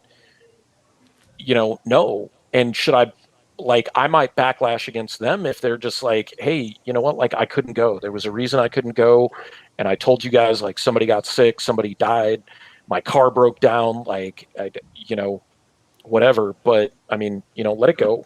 Like, imagine the pie in the face. Yeah, imagine the pie in the face situation if something ends up coming out, like how serious it was, right? Like, a family member was really sick, or like, and he just like, I didn't want to give my personal shit, but here you go. Like, now, yeah, it's on you. So, and there's always next year, right? So is he going to want to go if they're going to badmouth him next year? Of course, absolutely not. Right? Yeah, right. So bridge burnt. Like, just and I mean, I'm not a Rob Liefeld fan by any stretch of the imagination, but I mean, even I'm just like that. Just be like, hey guys, Rob said he's not going to be able to make it. We're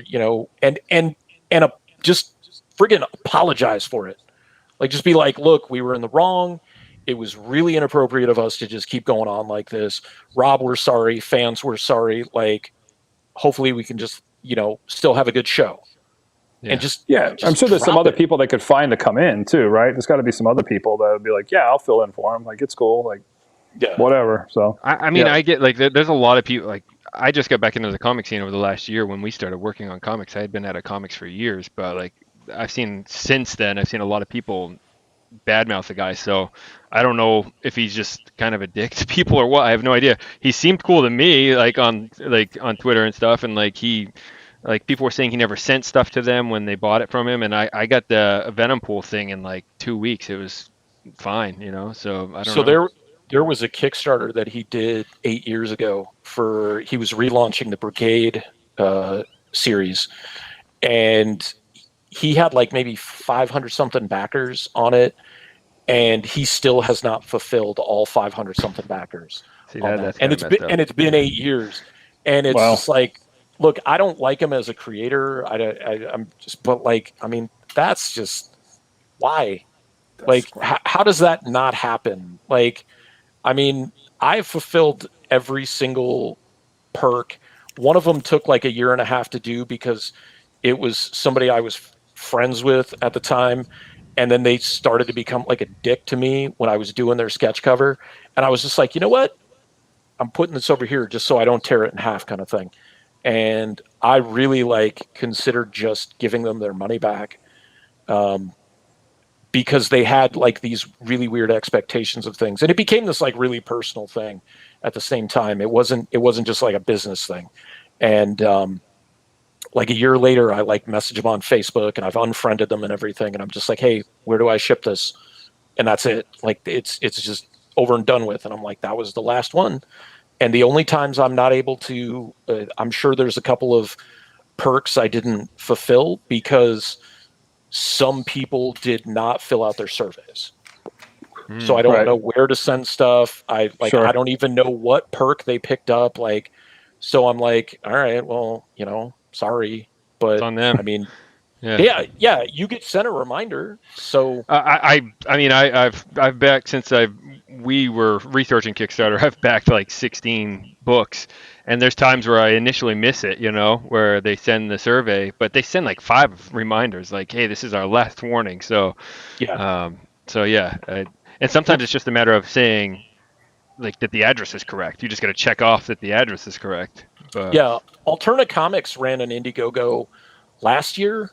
Maybe it was the beginning of this year. I don't remember, but they were talking about because this is why they put the printer on hiatus, because they weren't meeting their deadlines, and so it took them 6-8 months to fulfill everything.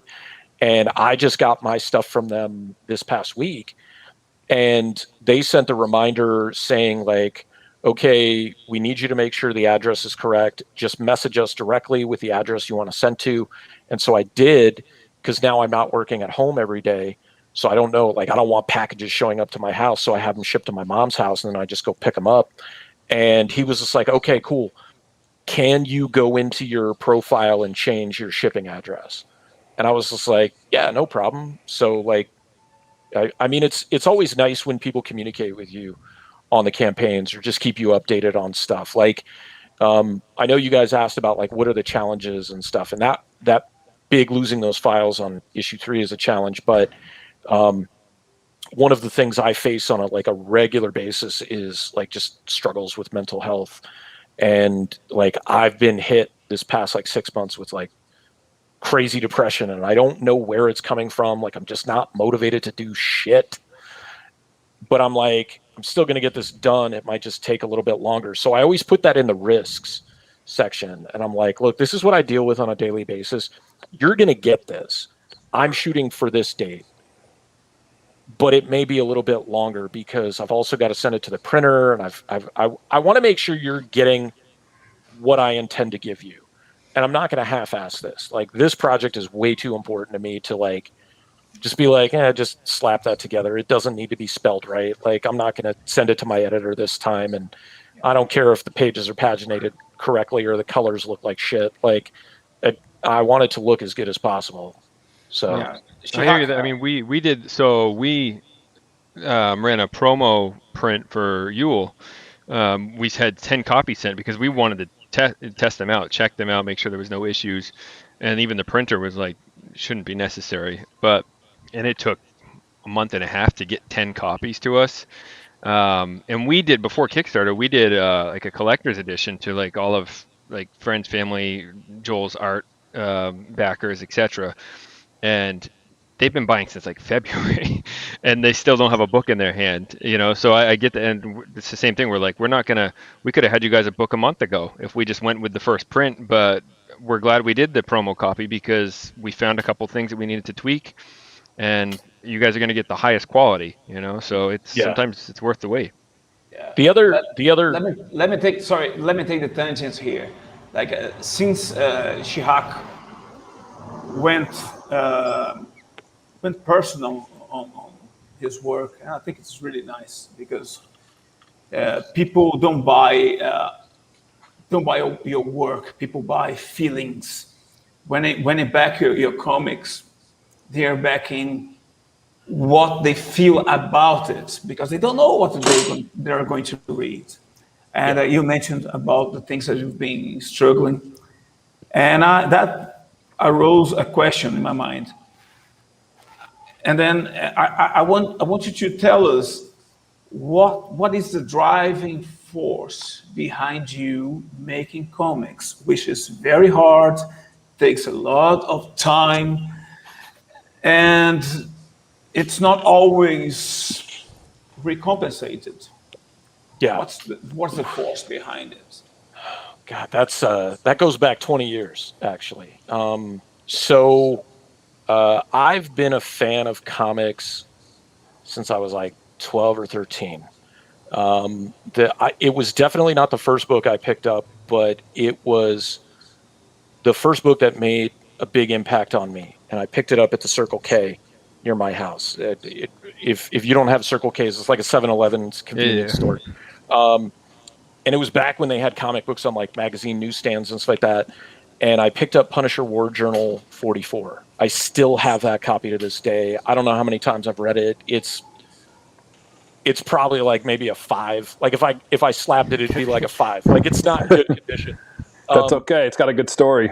Yeah, and it resonated with me enough that I started to pay attention to the Punisher himself, and then I started reading other books like Nightwing, the X-Men, stuff that was way less barbaric and lethal, which helped me a lot. And then so I had recently, this was 90.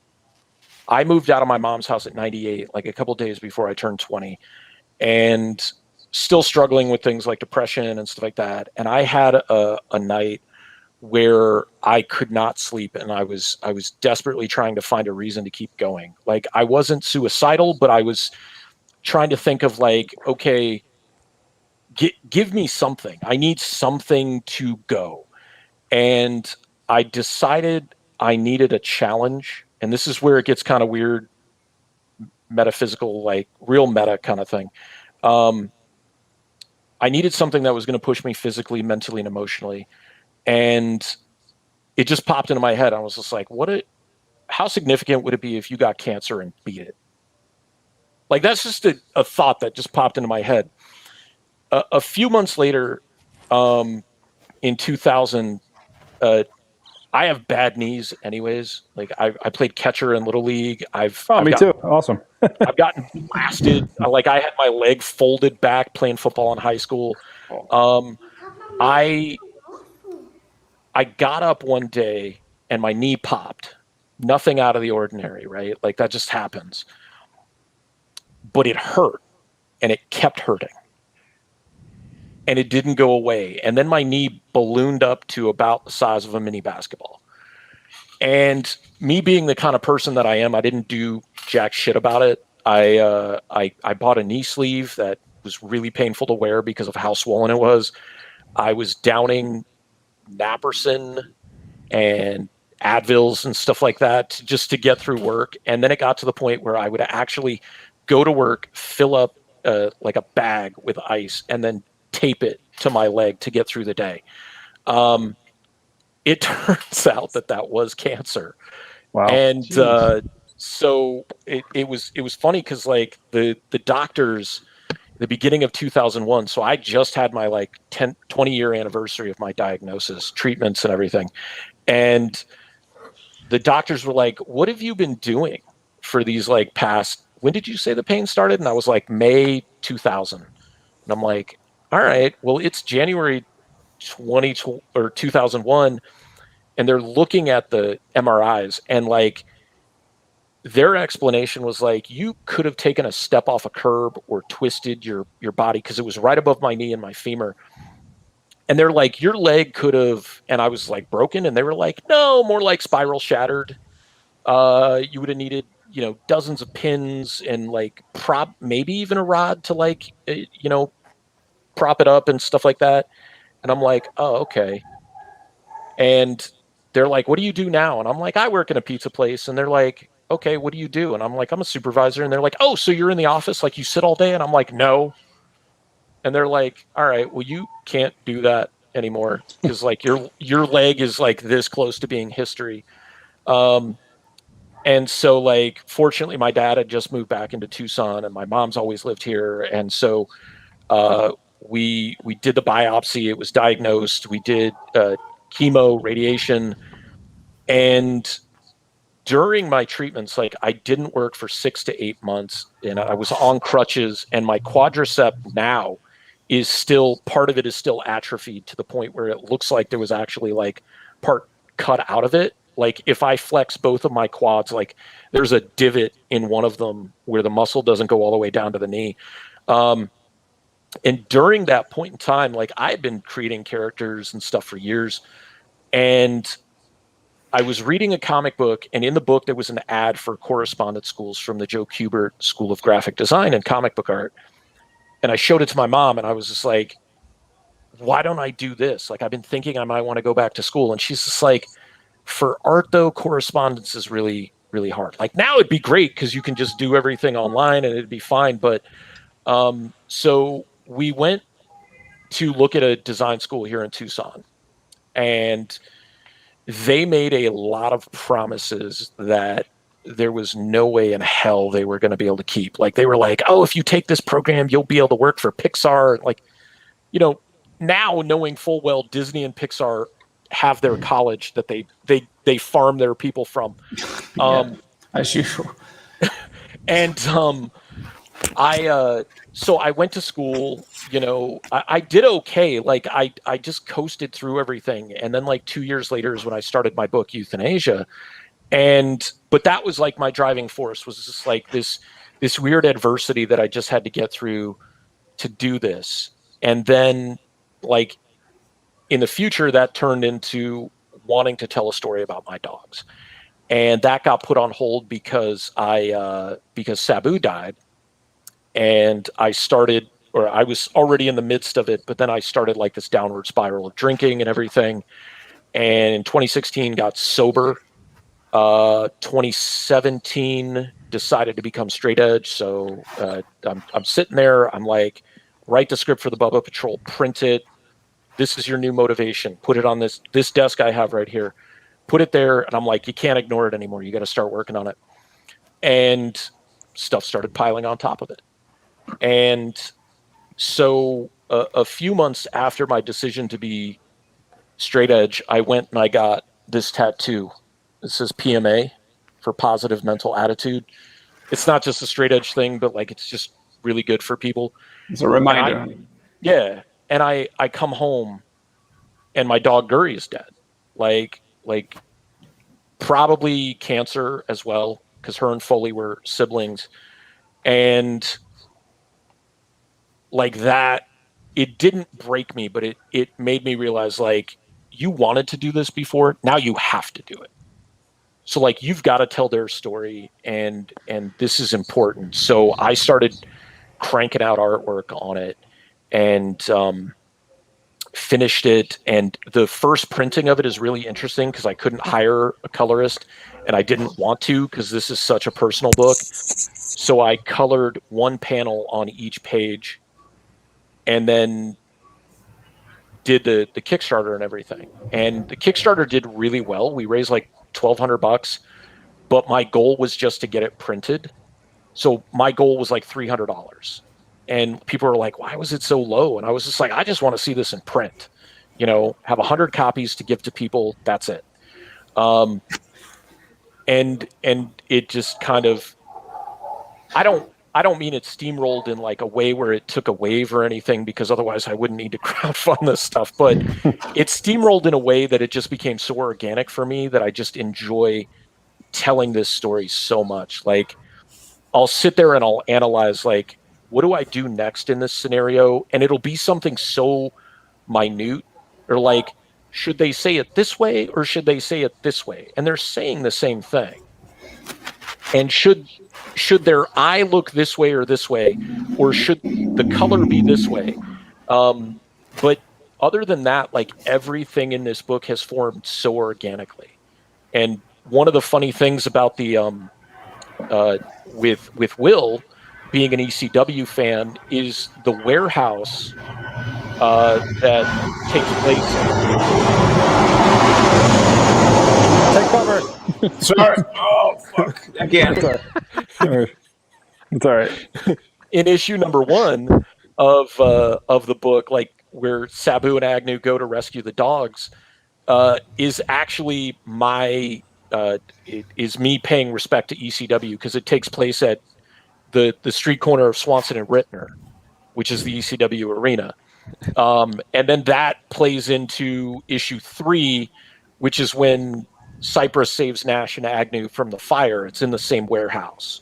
So it does this big full circle thing, but it's basically just me being able to give a legacy to these dogs that, now I've got one left, and he's like my little superhero every single day.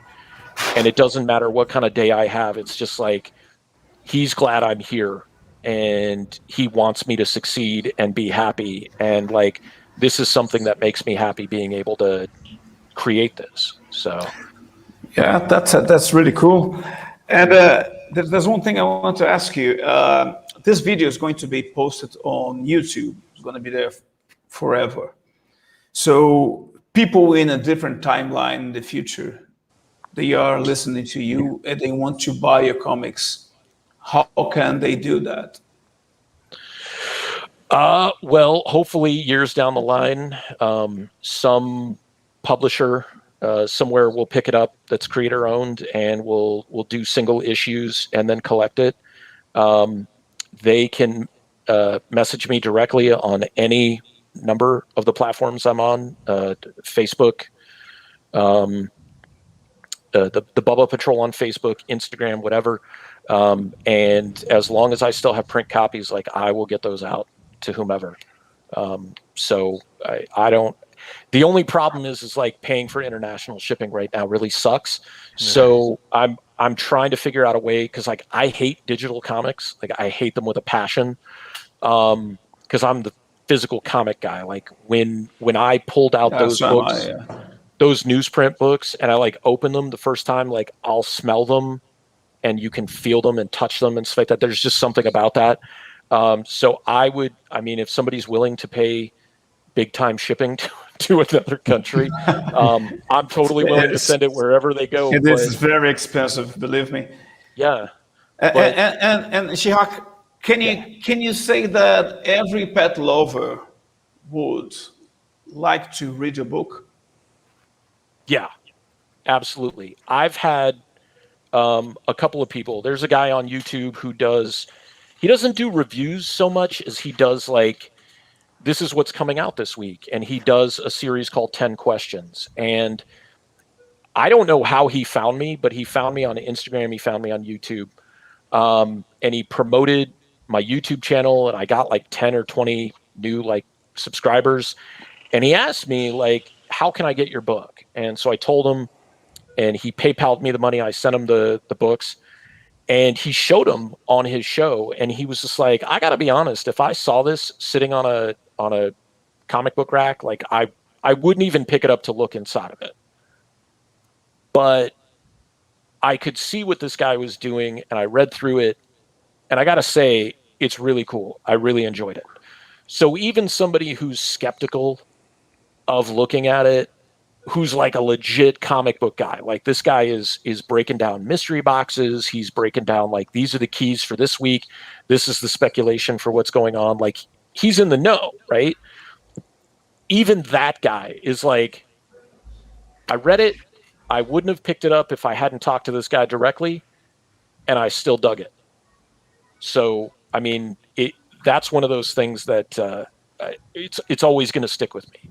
If you have an attachment to your pets, if you're nostalgic, and you are, it's kind of, I guess, weird to say it because there's not like a romantic love in this, but if you're a romantic at heart, you're going to dig this book, just because there's so much heartfelt dialogue and comedy and interaction in it that it's just, I don't know. Like, every time a new issue comes out, and this might sound cheesy, I sit outside at the graves of Guri and Foley, and I read the book, the new issue, and I read it in the dogs' voices, because I came up with their voices and everything.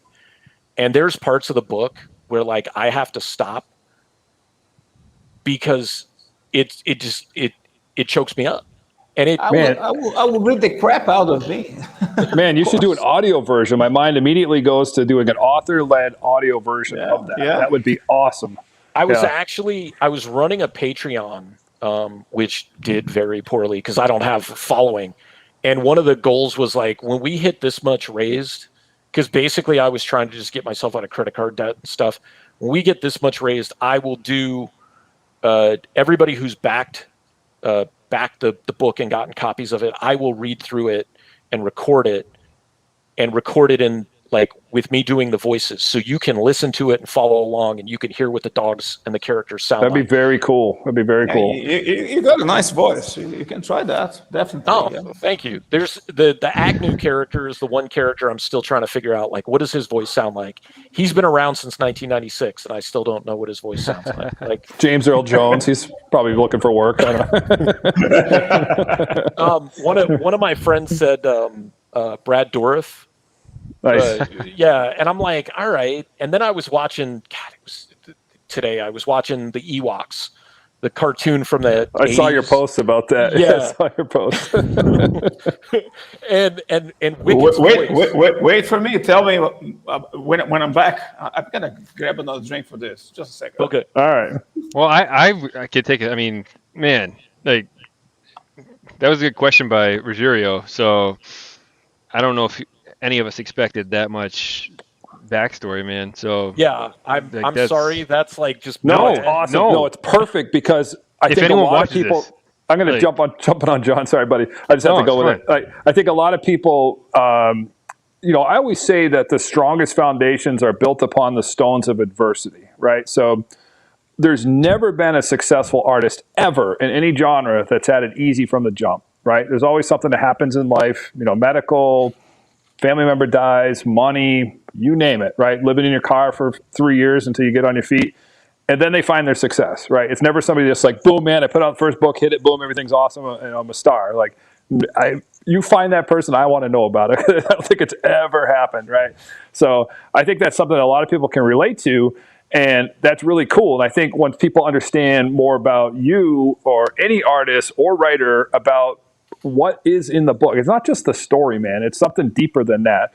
And to Rogerio's point, Rio's point, people buy on emotion too, right? So if they understand, like, this is coming from a deeper place. This isn't just a story about dogs being superheroes. This is something deeper to that. And we found that a lot in the fine art world, right? People would look at a painting and it's just somebody scribbled on a canvas. It's not the image. It's the story that's behind the image in that artist's life. I'm a big Vincent van Gogh fan. Of course, a lot of people know his story. So really, when you're looking at that art, if you don't know his story, it's a good piece of art. But if you know his story, it's a great piece of art. So I think that's a lot of things that people can relate to. And it's interesting, talking to a lot of people like yourself, like depression is an underlying theme. That's a big thing. And it seems to hit a lot of people in their 20s, I think, and it's kind of an interesting time because you're not a child anymore and you're brand new adult. And all of a sudden it's like, you got to do adult things. It's like, well, man, I have no experience being an adult. So how the hell do I deal with this? And then you have all this bullshit thrown at you. Like, you're supposed to be rich and successful and have all this shit. And it's like, that stuff doesn't come for time, man. That takes a long time. Like, 20 years, you're probably like, I'm in my 40s and I'm just starting to get on my feet, right? But if you're 22, you think that that's your life now, and it's not going to be that. And my mother always used to say, now is not forever and it's not going to last, right? So it's just a moment in time to get through that. I've dealt with depression too, so it's funny you say that. I'm not a religious person, but I'm a spiritual person. My dad was a minister too.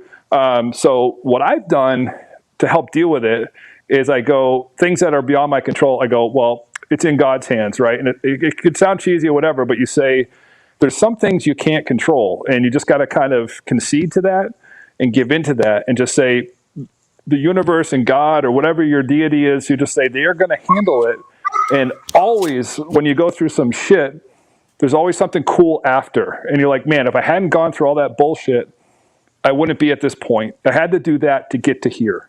And that's something I think as you get older, you start to realize that more and go, oh man, that freaking sucked at that time. But if I hadn't gone through that, I wouldn't be here now. So I'm glad, as much as that sucked, that I ended up in this place. So I think that's something that a lot of people got to focus on. It's hard for young people, though. It really is. Yeah. I don't know if you guys saw I did a post that I sent out at like 12:10 this morning or whatever. And I was just kind of like frustrated with how the campaign is going. But it was more just like an introspection on life, where I had dropped my dog off at my mom's house, and I had to go into the office because I don't want him to be here by himself all day. And I was just like, yeah, the campaign's kind of like whatever. And she thought, because she doesn't understand how like all of this works, and she's like, well, do you think people are just burned out on like backing and supporting things? And I was like, God, no. Like, No. there are some campaigns that are like, their goal is $1 million and not even a full day goes by and they're completely back.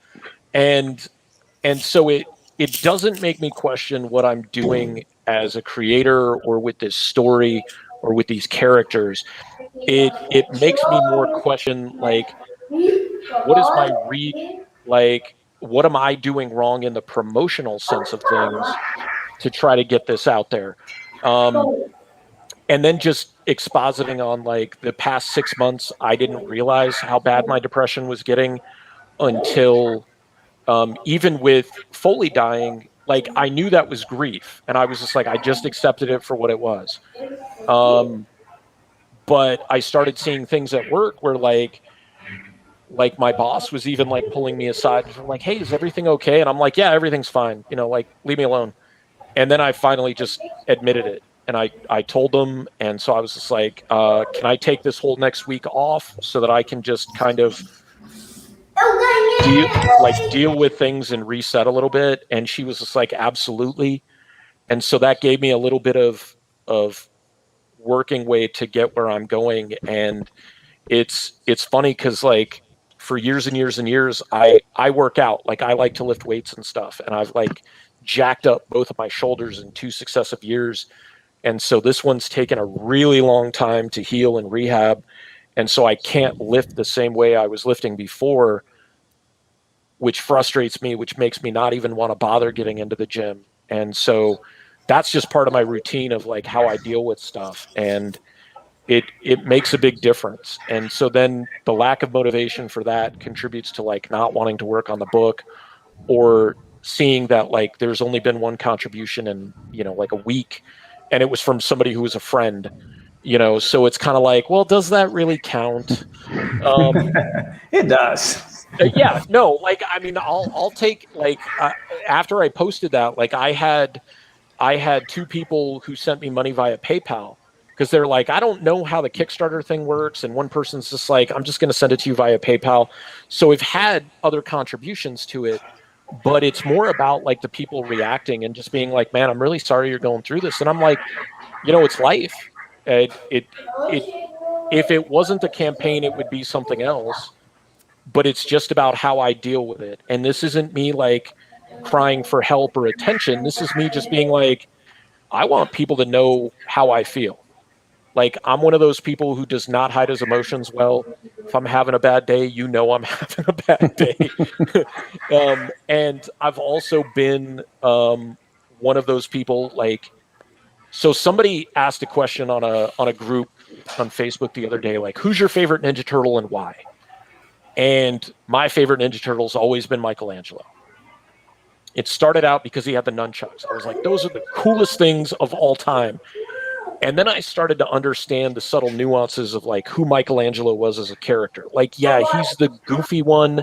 He's the one they usually portray as a little bit slower and kind of dumb. He's the youngest, so he's got that like baby syndrome. But at the same time, he's like, he uses that as a mask to like all of that pain and everything that he has on there, that all that bravado and funness that he shows the world is hiding all that hurt that he has to keep away from everybody.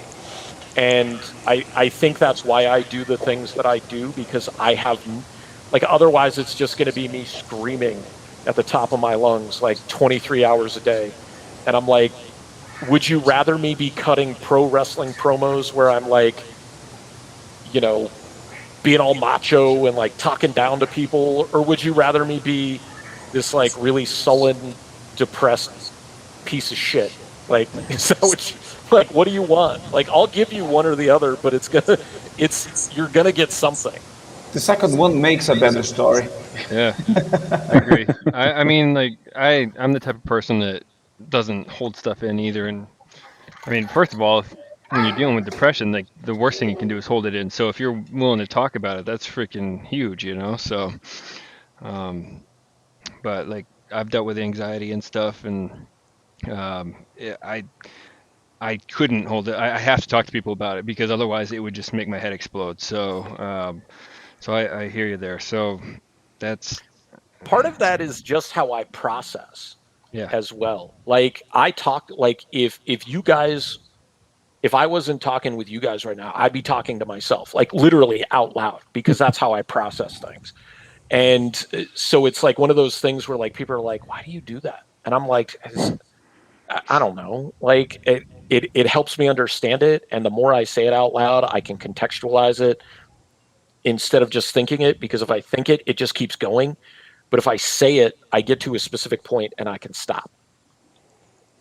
Yeah, like you're not alone. Like I'm myself. So I'm claustrophobic in the deepest level you can imagine. You know, like when I have a crisis, like it takes me a week to forget about it, and it kinds of on the edge of having a panic attack. It's not a panic attack because I need to be enclosed somewhere, and some things have to be set up for that kind of feeling to come up and make me feel like I'm worthless. I want to die. Dying is better than being claustrophobic. I can tell you for sure.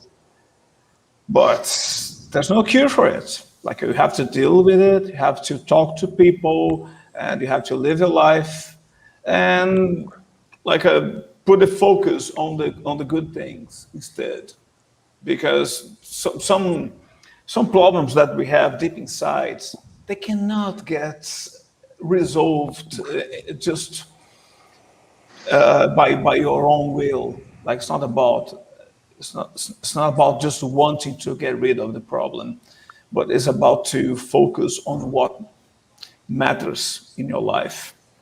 That's the way I approach my problem with claustrophobia and this kind of sudden, nearly panic attacks. I've had the panic attacks are the worst, man. Like uncontrollable. Yeah, we're going deep on the show tonight. It's good. I like it. Yeah. It's cool. It's a good show. We're not talking about zombie boobs this week, so no, the show's not over yet, so it's not too late. But no, I like honestly, like it's. I almost feel like a lot of us creative minds like have something like that in our head. Like it's just the way our brains work or something. Like I feel like everyone has that I've talked to in this world has something going on. You know. Yeah. Well, I have a theory too. You know, it's like the human animal. We're interesting, right? We're forced into something we're not usually used to doing. We are an animal. At the end of the day, we're supposed to be out hunting, finding food, gathering food. So I moved out to the country and I do some farming. I'm not that great at it. I'm trying. But there is a satisfaction that comes from planting a seed and seeing something grow and then having a fruit or a vegetable to feed to your family.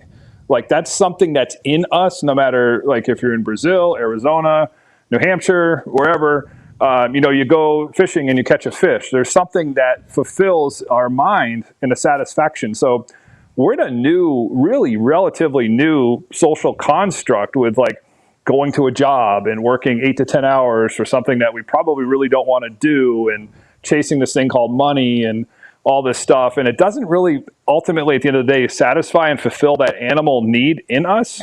Yeah, so, there's COVID-19. Oh yeah, that's part of it. That's another factor that we got to deal with, the political bullshit and all that stuff and everything else. I mean, you go back 1,000 years, right? And we were a small village. We were 40 people, maybe 100, 150 people. You knew everybody. You knew what they had, what they offer, who's your friend, who you can trust, who you trade with. Like we got away from that. And I feel, my theory is that this structure that we're in now is relatively new. This construct that we've developed is still kind of in the trial period in terms of like the industrialized civilization, right? And may not ultimately be what's best for the human animal, is to do what we're doing. So that might be why you find a lot of people with anxiety, depression, and those types of problems, is because this really doesn't work at the end of the day. And we may find ourselves going back to that base root. And you're seeing that with people being into things, artisan, handcrafted, handmade, right? There's appeal to that. And that goes back to that. So I don't know how we would unravel what we've created unless we had a total collapse, man. But I think we just need to get back to making things simple at the end of the day, like that, where we know our neighbors, we take care of people, we help each other out, that kind of stuff. And I don't know how in a city of 1 million people you would get back to that, but that's something I think ultimately we need to think about, right? That's a real thing. Yeah. And I've also made the joke to you guys too. Like, I mean, I feel like it's part of it is almost like an escape for a lot of us too. We're creating these worlds to escape our real world situation. Oh, totally. So my whole art's with that. Yeah, I was just dealing with stuff, right? So my like mom's I've made the death joke. and Yeah, things like exactly. that. Yeah, you've told that story on interviews. Like exactly. Like it's one of those, like I've made the jokes about how my wife is like did you remember to do this or that? And I'm like, no, but I thought of this cool story today, like, it's like, why does my mind spend so much time in make-believe when I can't even freaking remember to take the trash out, So it's like, I don't know. It's part of it is like, I think, we're in such survival mode, and I don't even mean like right now, like, you have to pay bills. You have to have this idea of whatever community or society you're in determines as success, whether that's money, whether that's, fancy clothes, a nice car, whether that's, it's hard to escape that. So from the creative aspect of things, you get to control that narrative. Like, you get to build that from the ground up. Like, maybe that's what younger generations are seeing with things like Minecraft, where you're building your world, where like I got to create a universe of like two of my favorite cities, which is San Francisco, and I mean, not that Tucson's necessarily my favorite city, but I know it really well. So I made the fictional city of Apex City, and with the Bubba Patrol was able to develop that even more, where like, okay, it's on the water, it's between Mexico and the United States. Like, it's right there. It's a border city and it's on the water. So there's like all this extra stuff I can bring into the stories. And then, I bring in the ECW warehouse, and I bring in my dogs, and I'm like, well, how can I, make this fun and exciting? And even though I'm not in the book, like, I still get to tell this story and see, like, I'm putting life to this. And it's funny because, like, every time I talk to my mom about something, and she'll always bring it up because I got my degree in animation. She's like, one of these days we're going to go to a movie. My mom is 70 years old, right? So one of these days we're going to go to a movie, and it's going to be animated, and your name's going to roll by on the credits. And I'm like, I don't know if I told my mom this or not. Like, I have no designs on animating jack shit. Like, I did that in school because I wanted to create comic books. So my name's going to be up top. Like, when the Bubba Patrol pops out, and not that I'm doing this for, a movie or whatever, but it's going to say John Anthony Chihak Soltero's The Bubba Patrol. And I'll be the creative consultant, and I'll be the executive producer. And then, like, I don't care about being anywhere else in the credits, because this is my universe. And by doing the comic book, I keep that narrative, and I'm able to tell it the way I want to. And I have plans for how the story is. This arc, like I said, the tail end of issue 5 ends, and it ends extremely emotionally. Like, it was already like that anyways. And I talked to my colorist, and because he's worked in the industry, I'm like, what if I restructured it this way? And it's the same ending, but this is the very last thing you see and the very last word you read. And he was like, that's perfect. Like, and then I said, well, I want to draw that one physically. Like, I don't want to do it digital. And he goes, if you want to draw it physically, there's probably a really good reason for that. And so I'm like, all right. But Shihak, you can easily counterfeit the feeling and get the same result. I can tell you that from a perspective that someone who needs the feeling to survive. And every panel I draw as if that was made for Marvel Comics or DC Comics or whatever fuck comics is the best. And when I finish, I want to make sure that I feel that it was made to the best superhero, whatever company editor that exists in the world. And it's like I'm faking, but it feels right. It feels like I'm really doing something that could be on the highest tier ever. And when I finish a page, I get that kind of feeling that fuck, this was good. I did my best. Might not be the best work ever, but it's my best at this moment. And I get the feeling. Whenever a friend comes to me and tell me that I'm the best, and they don't even know comics, and they tell me that I'm the best, I take that, and I feel like that. And that's a kind of feeling that kind of grounds me, makes me humble because I know that I'm not, but I know that I can feel like it. And if I feel like this is what matters to me, it doesn't matter if I make the big bucks. What matters to me is that I'm doing what I love to do. And if there's just one guy out there that tells me, all right, I liked your story, I liked your comics, I liked your panels, the way you do things, I'm happy with that. Yeah. And motivation, when I tease you about motivation, my take on that is that motivation is really bullshit. Because sometimes you wake up, you're not motivated. You want to go back to bed. You don't want to put the work out, and because it's very hard. It's not easy. You have to research, you have to spend hours and hours. And then my take is, do what you have to do now. Don't get distracted and just get it done. That's it. At the end, it will be compensating. It's like going to the gym. Going to the gym is crap, like you're working out, like you're fucking tearing your muscles apart. It's not fun.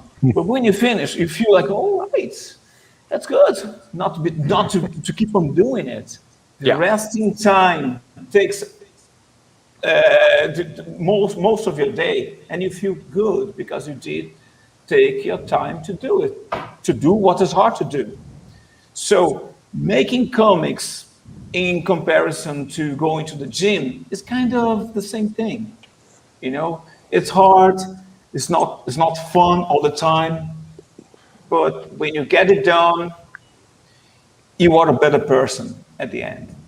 And if that resonates to others, fantastic. If you make money, even better. But if you don't, keep doing it. Sometime, like in the future, when you get better and you get a bigger audience, that can be something to you.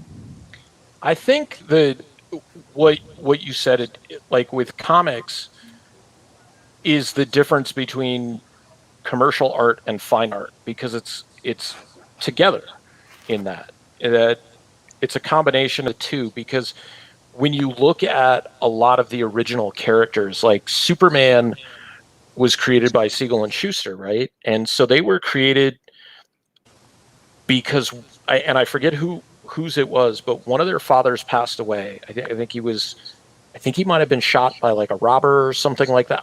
I forget what it was specifically, but the creation of this character who had bullets bouncing off of him was a way of bringing his dad back and a way of dealing with that pain. So even though Superman's been around for 80 plus years, he still holds a lot of those altruisms to so many people. And yeah, for some people who like darker stuff, they're like, he's corny, he's cheesy, he's too brightly colored, whatever.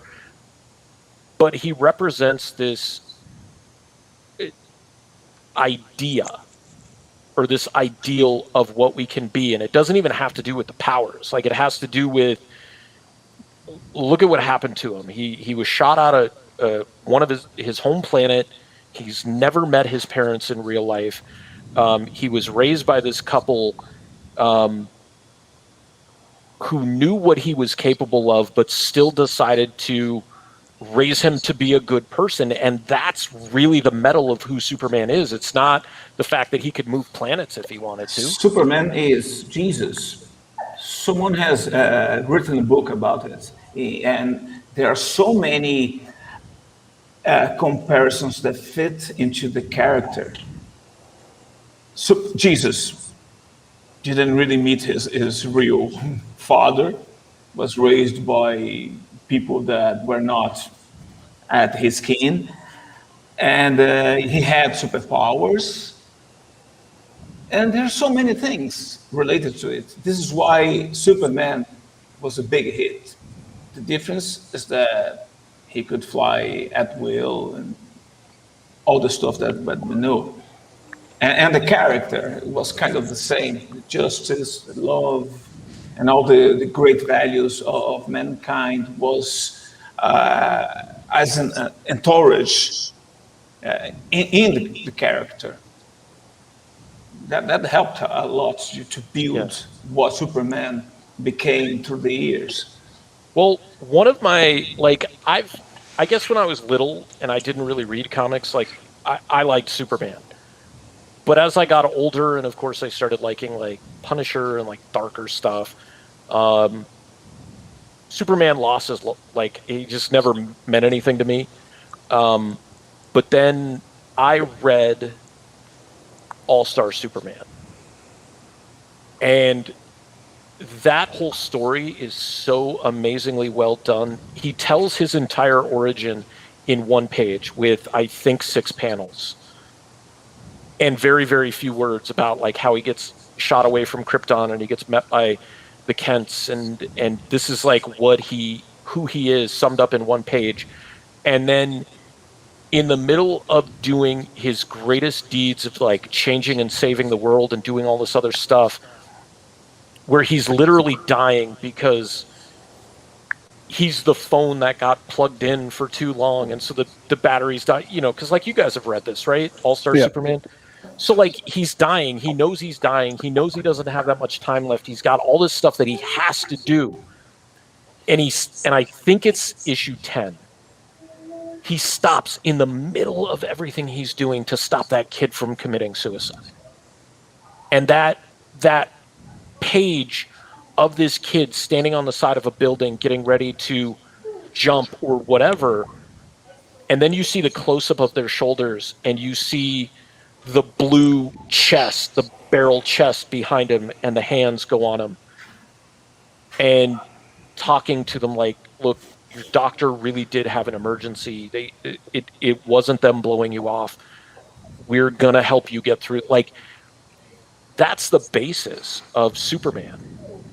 That's the basis of, or should be the basis of every hero, in stopping to help that one person when, and it's the same thing, the lesson of the shepherd, right? Where he's got the 100 sheep, and the one sheep goes wandering away, and he leaves the flock to help to find the one sheep and save it. And people are like, you got 99 over here. You're doing this to save one, or that one is the one that's in danger right now. And I believe they actually did that on an episode of, they had that Stan Lee's superhero show, like Who Wants to Be a Superhero? And there was, they were all, like, ready to go into, they had a mission where they had to run through, like, an amusement park, and they had to get to some point in the amusement park to, like, push a button to stop a ride that was supposedly out of control. And each of them, when they run through, they pass by this little kid who's asking them for help. And I think all but one of them just, like, blows past the kid, like, don't worry, it'll be okay. And the one person who stopped and was just like, wait, what's going on? And that person won that challenge, because that was the challenge. It was like, are you going to stop and help this one person who needs the help? or are you only going to see this huge picture? You're going to focus in on this one point. And to me, that's kind of where I get the motivation for this book, because I'm intending to do something with it where there's going to be those little small moments that mean more than the entire issue or the entire book as a whole. Like being able to give Foley that moment where he gets his cape instead of it being an issue 4. It was actually like a really interesting story, and I tend to segue all over the place. So guys, shut me down if I'm just going. We do the same, so it's fine. This is what we do.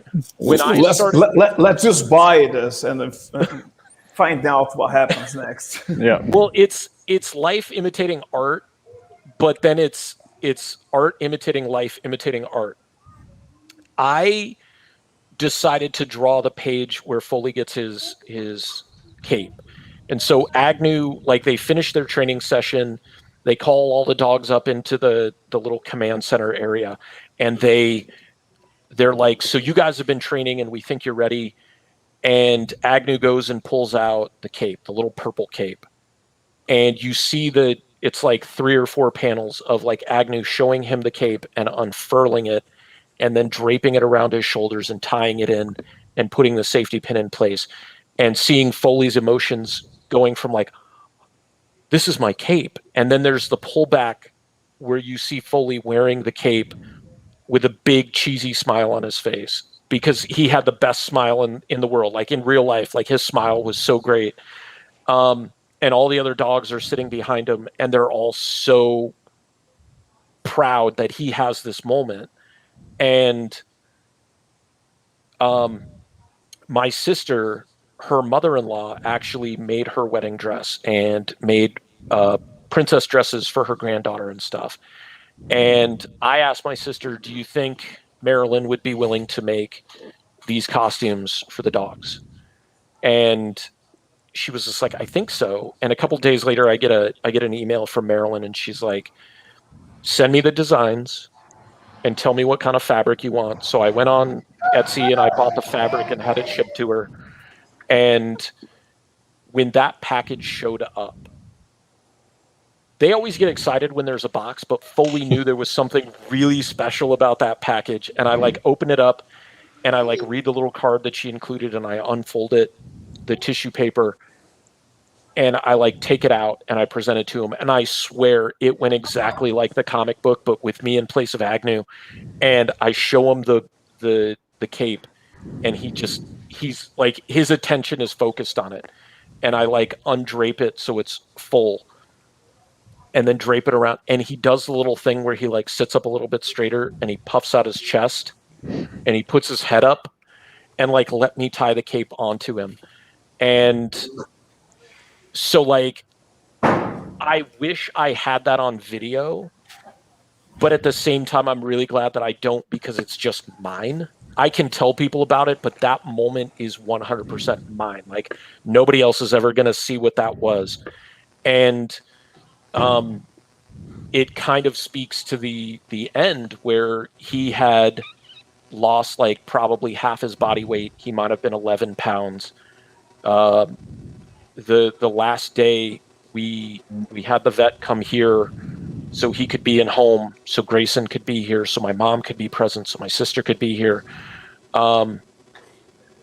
And I put his cape on him for the last time.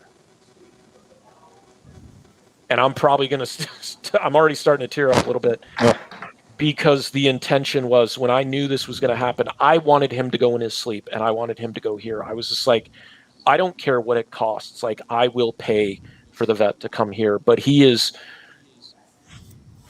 going to wear his cape. Like, he's going out like a hero, the way I see him, because he held on long enough for me to be ready to say goodbye. And that says something about him as a hero and him being strong like that. So, you know, Chihak, we could like crop some part of this video. That would be really great for your campaign, because you're really talking about what that really is. Yeah. You know, And I'm you can do some editing and then put it out. yeah. I've thought about, like, I've told that story a couple of times, and every single time I tell that story, like, when it's to somebody new, they're just like, that is what this is. Like, Yeah, people like that. People like that. People buy those kind of feelings because they want to relate to real life stories. Like every time you get a comic book, like all right, you want to see action, you want to see great art, but you want to find a story that relates in somewhat relates to you, relates to your feelings. And I think you're gonna do all right. Like you're very passionate about it. We can feel it. What you have to do now is just let people know about it. yeah.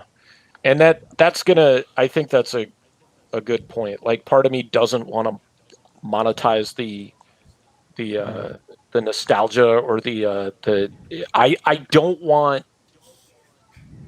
like, because that's so personal to me. And I mean, even though I'm like telling it to you guys here on this show as a point to propel the campaign and the story, there's part of me that feels like that's I don't know, like, it just You don't want to feel like a sell-off. right. It feels dishonest. It feels like I'm doing it for the wrong reason, but at the same time, the I intention, understand that. Yeah. the intention is to get people to read this. The intention is to have people have an attachment to these characters and to this story. And I'm a character guy. I'm not a plot guy. So if I'm going to watch a movie or read a book or a comic or something like that, I want the characters to be somebody or people I can see parts of myself in. I don't care if it's Arnold Schwarzenegger. Like, if I can relate to a part of that, like, machine that's just going through something, I'm like, okay, I care. But it could be the coolest story of all time with the most boring, plain characters that you have no investment in. And it's just like, all right, it's a popcorn movie. But I mean, people will be like, what's your favorite comic book movie? And if we're talking real comic book movies, probably going to say Into the Spider-Verse, because those characters were like really well done. But if we're talking comic book movies that people might not equate to being comic book movies, I'm going to go, it's called something else. It's called like the East Rail something trilogy. I call it the Unbreaking trilogy.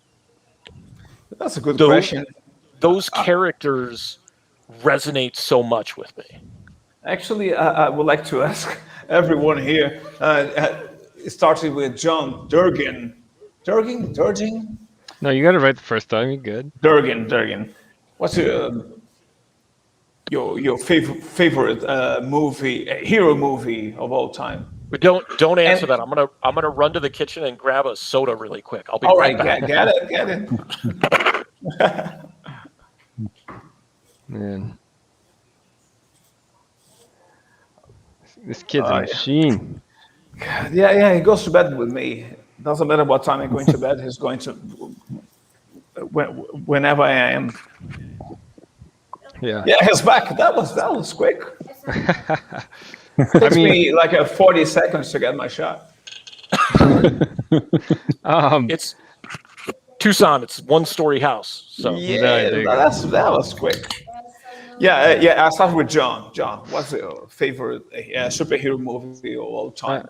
I mean, this is gonna sound silly. I mean, I think I've said a few interviews that Spider-Man is what I grew up on, but I don't know. It's a toss-up between I'm drawing a blank on the name right now. The first one was of the new trilogy of Spider-Man, or Batman. The Dark Knight. So, Homecoming. Dark Knight's, Homecoming. I always get the Homecoming and Far From Home. Is that the other one? I always get the names mixed up, but yeah. So I don't know. I felt like they did such a good job with the character. And Spider-Man, that was my favorite hero growing up. Just the kid, dealing with what he had to deal with and all that. But living with his with Aunt May and seeing the death of wow. Why am I drawing Uncle a blank tonight? Jeez, no. So Ben. basically, yeah, Uncle Ben, when the Uncle Ben. robbers got him and all that, and like, I just as a kid, I just was obsessed with that story. But I mean, as far as like movie wise, though, I mean, Dark Knight's the one that sucked me in the most, and it's not like, again, this is probably the opposite of what Chihak's saying is. That's more plot to me than character driven, as far as just I was just so hooked on the movie itself. I mean, obviously the character actors did amazing jobs in the roles, but I don't know. Dark Knight is definitely probably my favorite. So All right. How about you, Joel? Oh man, I'm probably gonna go a little rogue here. The movie I probably wore out the most came out when I was a teenager was Sin City. Man, I love Frank Miller's stuff, and I think the adaptation of that film was perfect. Like, it's kind of got a little bit of multiple stories in there, right? But I love Mickey Rourke in that. He was great. Bruce Willis was fantastic in that. I'm actually a Nick Stahl fan, so when he played the Yellow Man, that was super cool. Also, I liked him in Carnival, which was on HBO. It kind of inspired our upcoming book, Deadball. Kind of has that feel. bit, So there's yeah. a little bit of that. Yeah. Yeah, a little bit of that in there. So I thought he did a fantastic job. But man, I must have seen that film, oh God, 100 times. I have the books, right? But boy, Frank Miller, he's a king of kings, man. That guy just rips, and of course found him on Batman, like everybody, right? When he was doing Batman, Daredevil, fantastic stuff. But I love Sin City. I had the soundtrack on back when you used to actually buy CDs, and do that stuff. Now you just go to Spotify and everything's there. You can I use still that, buy so. CDs. I try to, if I see them, something that's out there, because I do like the art, like you said, like holding something tangible in your hand. To your point, where you get the album cover, the liner notes, the photos, and things like that. So, yeah, that's cool. I remember. Everybody remember the CD long boxes? You'd buy the huge cardboard thing when they first came out. It was like this massive thing, and then the CD was at the bottom. That was crazy. You go to the store. Oh yeah, that was like, I just think about, that's probably the trash island that's out in the Pacific is full of those CD long boxes. I think the first one I got was Motley Crue's Decade of Decadence and CD long box, and now it's probably worth a mint if you had that thing. Throw it on eBay and probably get a couple $100 for it or something. But yeah, for me, it's got to be probably Sin City, just in terms of how many times I've seen that film. It was great. I didn't even realize that Nick choice. Stahl. I didn't realize Nick Stahl even played the Yellow Man until you just said that. Like, I'd have to go back and look at the credits. That's how good he was. Yeah. That's how you know. That's how you know somebody's good. They get lost in the character. That's awesome. Some of when the they do scenes that. with that character were like, Jessica Alba. well, I love Jessica Alba. I was Well, of obsessed course, with her. right? She's hottest as The hell. But yeah, no, like I remember because like a couple years later, The Wrestler comes out, and everybody's like, "Oh, Yeah. Mickey Rourke is back," and I was just like, "Dude, 3 Wow. years ago, Yeah. he was in Right? Sin City." Exactly. Yeah. When he played Marv, dude, that was just perfect person to cast for Marv. I mean, fantastic. Everybody was cast so well in that movie. That was one of those ensemble casts that Oh yeah. there wasn't a wasted part No. in any exactly. of it. Yeah. One Clive of the, Owen too. Clive right? Owen, Yeah. Brittany Murphy, Yeah. Bruce Willis. One of the funny stories, I don't know if you know this, especially being a fan of that movie specifically, Bruce Willis notoriously hard to work with on a movie set. Like, he doesn't want to redo takes. He's just kind of like an asshole. He's there for the paycheck.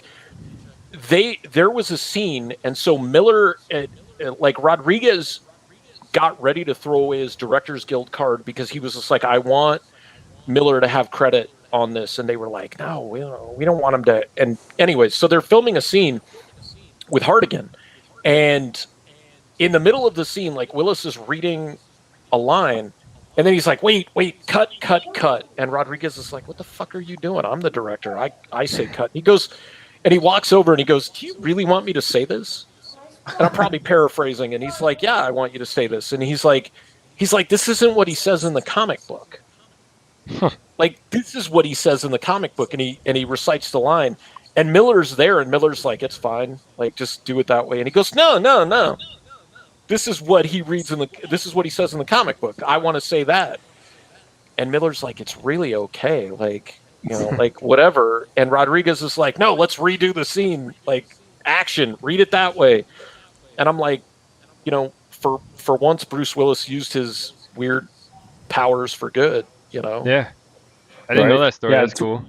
Yeah. 300 was great too, but they lost me though on Spirit when that came out. It was one of the only movies I walked out of. I got about 40 minutes into that, and I'm like, I can't do this anymore, and I left.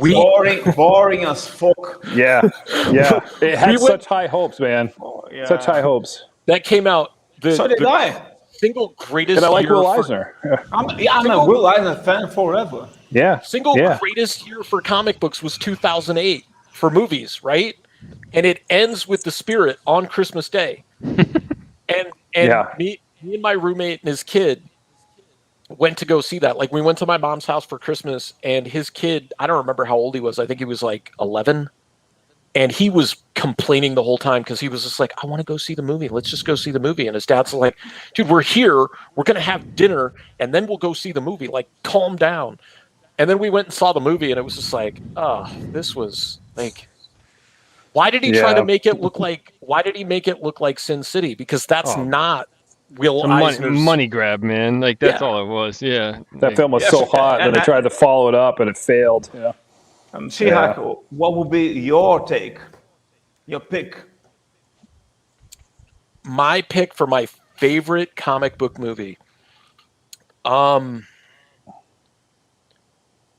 I gotta say, like, again, Into the Spider-Verse was just so well done. The characters, with a background in animation, like, knowing what goes into that, and also being a fan of Spider-Man when I started getting into comics, because you strip away the powers, he's a normal guy. Mm-hmm. And I really liked how they handled, like, the Peter Parker in that universe was this, like, really well put together, like, he had everything going for him, and then you pull the other Peter Parker into this, and he tells his backstory, and he's like sitting in the tub crying his eyes out after like losing Mary Jane, and you're like, we don't think about how heroes have to deal with their trauma on like a regular basis, and you got to see that, and I thought that was really well done, and it wasn't him lashing out at the world and like punching holes in walls and taking down criminals extra hard. Like, this was somebody who dealt with it like a normal human being. Like, I had that moment where I was laying in the bottom of my shower, like, with the water pouring on me, crying my eyes out after a breakup. Like, but like, that's one of those things. Like, it made him vulnerable, and there's something about that vulnerability that makes it really powerful. And then if I want to get pumped up, I don't know where I can find just like a clip of this specifically, that from the scene when they tie up Miles, they web him up, and they're like, you're not ready for this. And his dad comes and talks to him. And like, when I was a kid, I had a strained relationship with my dad. So like, that scene resonates with me, where like his dad accepts him for who he is, and he knows he's going to do something well. And that was my dad seeing me in college, and like understanding that, like, especially now with the Bubba Patrol, I don't think he really realized it until a few years into doing the Bubba Patrol, where he's like, this is who you are. Like, this is you, and I know you can do well with this. So that scene resonated with me. And then that was the coming of age moment, done in the moment, that montage of him putting the suit together, and like him staring at the screen and like realizing who he's going to be. Like, I'm getting goosebumps thinking about it, when he just like lets go. Scene. Yeah, he finally just lets go, and he accepts who he is. And I'm like, we all need that, because it was his vulnerability that led to his strength. And there's a lyric from I don't know if he'd be considered an MC, but Saul Williams. And one of the lines from one of his songs is vulnerability is power. And I'm like, there's so much truth to that, because once you're vulnerable, like nobody can do anything else to you. Like you're just out there and it's raw. So I think in that that's what resonates with me. I would have to say it's that. If we were going straight adaptations, I would probably say, Watchmen or since I always forget about Sin City. I love that movie too, but yeah, I don't know. Spider-Verse is amazing. Spider-Verse is fantastic. Yeah. I saw that 20 times at least. I've seen it a good handful of times for sure. I've showed it to my son once it came on Netflix. No, my son here is addicted to it. Yeah. Yeah, we watched that with the kids. Yeah, it was great. That soundtrack, like the soundtrack was great too. So like every part of that movie meant something. That's the other thing. Yeah, guys, before you play the video, can you keep on talking for 20 seconds? Sure. Yeah, we're gonna just hop back up on the campaign. We're nearing the 3-hour mark here, so we've probably cut it out. We went the full distance, which is good. That's no problem. But I wanted to wrap on sharing the campaign at the end here. Let's bookmark or bookend this thing, and let's take this thing home. So, why don't we play the video from this, then we'll talk about the campaign, and we can wrap up. So we'll talk about that. It's definitely not high production. I did have to record it like 6 times, and when I got it, I was trying to keep it. We're all about low production here. Yeah. That's our thing. Right. It's usually John and I struggling with technology on here. You didn't see our first 2 shows. We got a fancy background now. Don't be fooled. Yeah. I know it's being recorded, but I want to watch it live. Okay. Yeah. Live, recorded live. Play it live. Maybe someday we'll have a studio audience. That could be interesting. So yeah. I don't know how. Don't forget the audio. Don't forget the audio, John. I'm never gonna get that part. So it's gonna be a $5 fine for every time you forget the audio. Right? No shot. No, that's You're gonna terrible. get rich. No. So for anyone that hasn't used StreamYard, you have to click share audio every time you share a screen, which is stupid. Which is silly. Yeah, which is silly. It should default to having the audio on, right? All right. There we go. Yeah. All right. There we go. Throw it back on. There we go. There we go. What if I told you that the greatest comic book in the world wasn't dark, edgy, or a deconstruction on the genre itself? What if I told you that the greatest comic book in the world didn't have to rely on 1 in 100 or even 1 in 500 exclusive variants? What if I told you that the greatest comic book in the world introduced you to superheroes whose greatest assets are their hearts and the reality that they're powered by hope? What if I told you the greatest comic book in the world wasn't produced by Marvel or DC, doesn't have a cinematic universe, an action figure line, or an animation series? What if I told you that the greatest comic book in the world was homegrown, independent, creator-owned, crowd-funded, supported by people like yourself? My name is John Anthony Chihak Soltero. Let me introduce you to the greatest comic book in the world.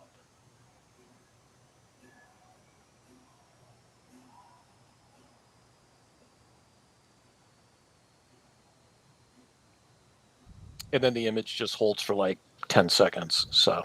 Hey, we played that's awesome. Yeah. Did you make that for cons? The banner there? Yeah. And unfortunately, that file, the file that has that image on it, was actually on that hard drive that fell. So, I mean, I have little JPEGs of it and stuff like that, but I wouldn't necessarily want to reproduce it anyways. Like, I want to do a new one with some different stuff on it too. So, a lot of the books covers that I've done, I didn't want to do homages. Like I kind of hate homages, but my colorist, when I was talking to Bill, I was just like, well, I don't want to do an homage for number 4. And he was just like, well, why not? And I was just like, well, everybody expects that. And then we kept talking, and the whole time, he's just like, but everything is derivative, and even if you do something different, somebody's going to be like, what is this based on? Like, right? Like, you took it from somewhere. Obviously, this is not yours. So issue number 1 was the first printing was a regular cover I did myself. Issue 2, same thing. For issue 3, I was talking to somebody, and they suggested, they were like, what if you tried to do that ASM 300 homage? And I'm like, wait, what? And they like, because I'm like, how am I going to get a dog to bend in all these like different weird ways? And I pulled it off, and it worked really, really well.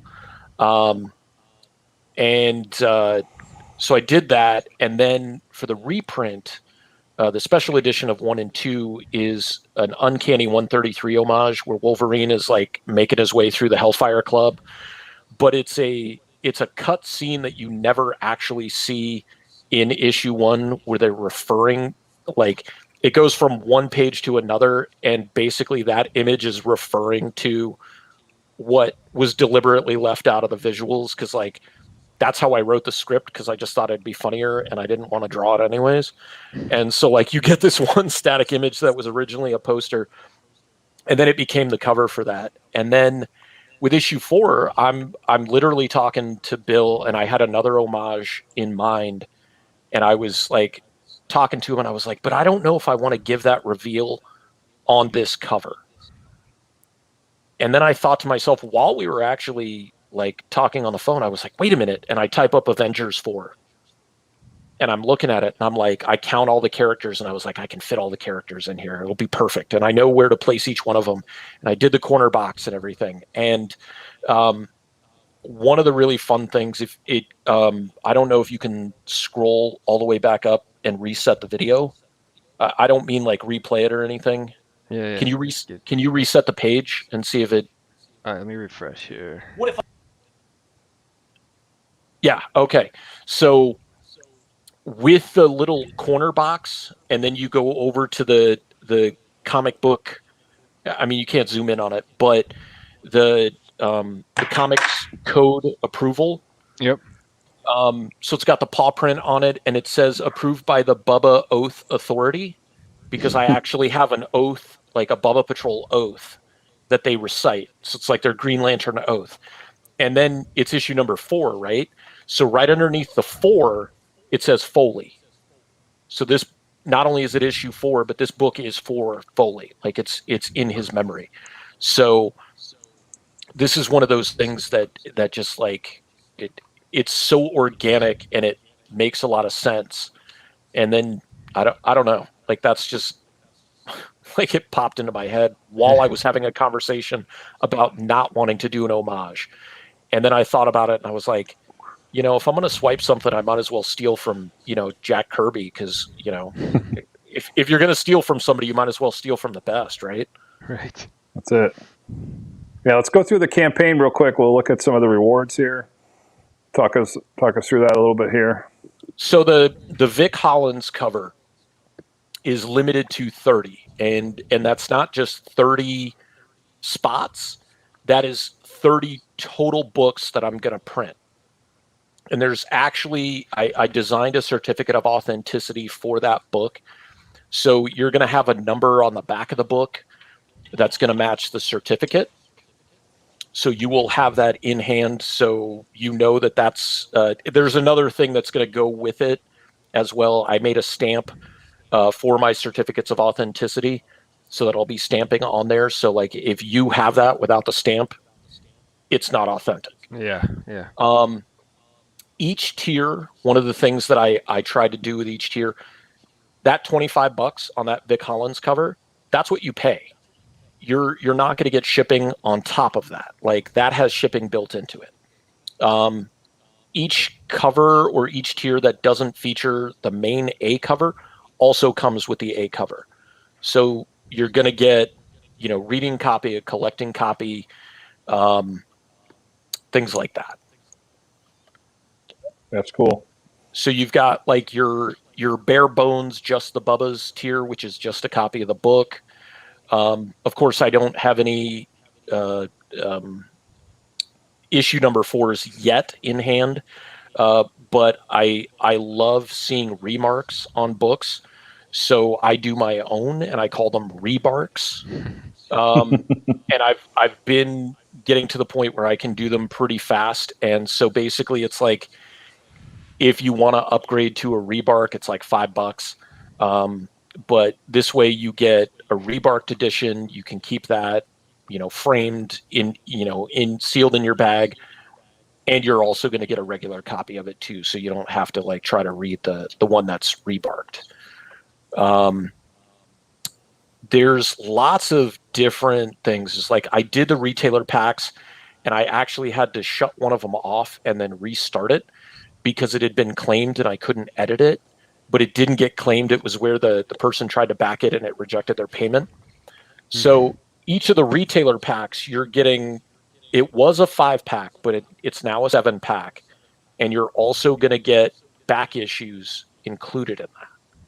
Oh, nice. That's a good deal. So that way the retailers can have a full library to sell. You're not going to get 7 back issue packs, but you're still going to get a couple copies of the other books so that you can still sell them that way. Nice. So for people who collect blanks or maybe want to get a sketch in the future and don't necessarily want it from me, there's a tier where you can get just a blank cover with nothing on it and a regular copy. Right next to that, of course, you see that's what the certificate's going to look like, except you're also going to have that image of Agnew in the background with the word balloon saying this is totally authentic, like stamped on that certificate as well. We've got, I decided to do a fan club, but it's also a Fight Club homage, and it's also a Bullet Club homage as well. So it's not the Bubba Club, or I should have changed that. It's not the Bubba Club, it's just Bubba Club. You'll get a membership card. It's a lifetime membership. You'll get the mini print that you see there, letter of welcoming letter and stuff like that. And then other retailer tiers as well, like the retailer 12-pack with the incentive cover. That's Foley's little sister, Guri, the space dog. And she does wear a space helmet in the book. I have no idea why. I drew it that way first, and it made me laugh so much that it's actually kind of like there's a comic strip that I included in the first issue where they actually ask her, it's not in story, but they're like, why are you wearing a space helmet? She's like, Pop thinks it's funny. Like that's the reason she wears a helmet. Like there's no logical reason for it. And then like retailers can run ads in the book. And it's not even just for retailers. Like if somebody has a YouTube channel, if they're doing their own book, because this is an all ages title, like I wouldn't necessarily want to promote something that is like shows a lot of visceral violence or nudity or bad language or anything. But like if you can make an ad that like fits that criteria, there's 4 spots available and one was picked up. And then of course the whole shebang for the collector, where you're going to get a customized sketch cover, like a one-of-a-kind sketch cover. You're going to get a regular copy of the book. You're going to get that Vic Hollins variant that's super limited. And then there is a Foley Forever variant that we did for the Facebook branch of the crowdfunding campaign that for collectors is only available in that tier. And it's limited to 30 as well. But I didn't want to include a visual of it, because I don't want people to like ask about it because they have to go somewhere else to get it. Gotcha. And then you guys were talking about this earlier, the retailer exclusive. This is for anybody who wants to. I mean, that's a good amount of money to drop, but you're going to get your own cover. Nobody else is going to have this cover. You're going to get 25 copies of that cover specifically. You're going to get 30 copies of the A cover. You're going to get 1 blank cover. You'll get 3 retailer incentives because you're getting 30 regulars. You're going to get the Vic Hollins cover. You'll get 1 Foley Forever cover.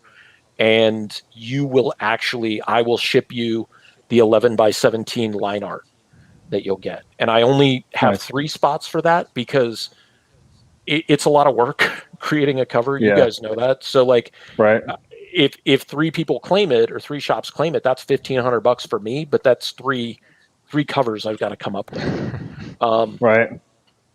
But I mean, here you get a piece of dialogue where Agnew has fainted, and so Sabu grabs the dog bowl and dumps water on him to wake him up, and so he's fine, and he's like really good that he's come to, but then he realizes he's had dog water thrown on him, and he starts like wigging out. And when they're like, well, you fainted, and he's like, no, I didn't, I slipped. And Foley and Gurry are like, I'm convinced, very convinced. And then he just keeps going on about the dog water. And he's like, why did you throw dog water on me? And well, it was either that or the dirty mop water. So there's a lot of like really, really fun dialogue in this book. And there's a lot of just like moments that you wouldn't think about in comics, because fortunately I have the ability to, just add those goofy little moments, because that's the catch line for the story is, this is the book that proves it's not about the size of the dog. It's the size of the dog's heart. And these pups believe in justice, but they're going to have as much fun as possible on the way there. And that's where you get all your comedy and your silly moments and your like that's the retailer pack right there, or those are the back issues if you scroll down a little bit. Sorry, I don't want to go too far here. Yeah, a little bit more, right a little there, bit more. Gotcha. Right Yeah. here. So the retailer pack, it's $12.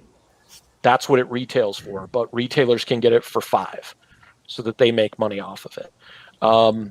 The collected is $5. The issue 3 is $5, and then the Bubba Files, which is 16 pages. It's a 10-page story about Grayson, and then it's files on all the characters. Is only $2, and I'm selling those as add-ons. You can add on as many as you need or as many as you want, and they're cover price, so you're not paying extra on top of it. And it's not even like shipping is added to it either. Like you're paying that $5 and that's it.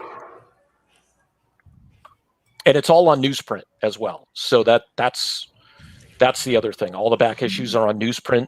The only ones that are going to be slightly different, and they're on distressed newsprint, are going to be the retailer incentive, the Vic Hollins variant, the Foley Forever variant, and then any of the retailer exclusives. Because with these printers, of course, you have to agree to so many copies of a specific cover. So I'm going through a separate printer to do the variants and the sketch cover, of course. That's it, folks. You get a lot paying just a little. And I want to use this opportunity to invite people to watch us on next Wednesday, because we're going to have the legend Joe Bennett with us. Yeah, that's right. It should be a fun time too. Yeah, Joe Bennett is the guy for Immortal Hulk. He's been working for Marvel and DC Comics since 1994. And we are very honored to have him in the program here. And I can tell you that it's going to be a blast to be here asking you questions and having him with us here. And I'm very grateful to receive people like John Anthony Chihak Soltero. And next week, we have someone who's been like for longer in this type of career as a comic artist. And it's just great to be here listening to your stories and to your projects. And hopefully we're going to have so many more people like you guys, creators, because it doesn't matter how big your creation. What matters here is that you keep on creating the things that matters to you, and hopefully we're going to find people that resonates to it. Well, 17 days left, guys. So that's it. So that's good. 17 days. There's a lot to be doing, and if you are here, please back this project. If you like pets, if you like good stories, and if you struggle, probably you do, just give the thumbs up. And if you can't back the project, share it, talk about it, and you'll be all right. Yeah, man, it's been great. Yeah, how can people find you, Chihak, aside from this? I know you mentioned earlier in the show, but let's just bookend that and throw out those links again. I'm on Facebook, of course. Unfortunately, I've got us too, right? Necessary evil. Yeah, I'm there too. If you anywhere on Facebook, like the book and more information and stuff on it, just look up the Bubba Patrol on Facebook, Instagram at Bubba Patrol. My new Twitter handle that I created today is J.A. Chihak Soltero. They kind of cut me off because it was like there's too many characters, but it used to be the John Chihak. Now it's J.A. Chihak Soltero. So just my first two initials, last two names. Awesome, man. Well, I'm also on YouTube. If I can plug that really quick, if that's cool. Go ahead. Yeah, man. I started a new, like, I've been on YouTube for a while just doing stupid unboxings and stuff like that. It's not really that impressive. I started a series that I'm calling Grade That Comic, where like I go through if it's a single issue or it's a series or whatever, and I'll like break down the comic, try not to do too many spoilers with it, and then grade it on that like slab scale. So like from 10.0 gem mint to 0.5 poor, and like talk about how the book resonated with me or didn't, and then assign it a grade at the end. But if you look up John Anthony Chihak Soltero on YouTube, it is that's what I've been doing. I'm going to try to drop those Grade That Comic every Friday. Next week, I just did Stray Dogs that dropped today. Next week is going to be Shadecraft. So I'm going to try to stick with like independent stuff if I can. And then maybe I'll eventually tackle that Rick Grayson story that there you go. Nobody wants to talk about. Well, we love everything you're doing, man. If you guys watching the show, we've been running the link at the bottom. Back the hell out of this thing. Tell your friends. Share it, like it, comment it. Hearts go further than likes on algorithms these days. So if you can heart everything you see from Bubba Patrol or from Chihak, that goes a long way to help everything out, guys. So it's been real. We thank everybody for watching us. We'll be back on Wednesday night at 8 p.m. Eastern time, like Rio said, with Joe Bennett from Immortal Hulk. Chihak, we definitely thank you for your time tonight. It was really nice to share with you. And, I think, with this show, a lot of people have a deeper understanding of your book. So it's really awesome. It's been a great time. Thank you guys so much for having me on. Yeah, man. Have a good night, man. We'll catch up with you next time. You're welcome on anytime. All right. Thanks. Chihak. Thanks, guys.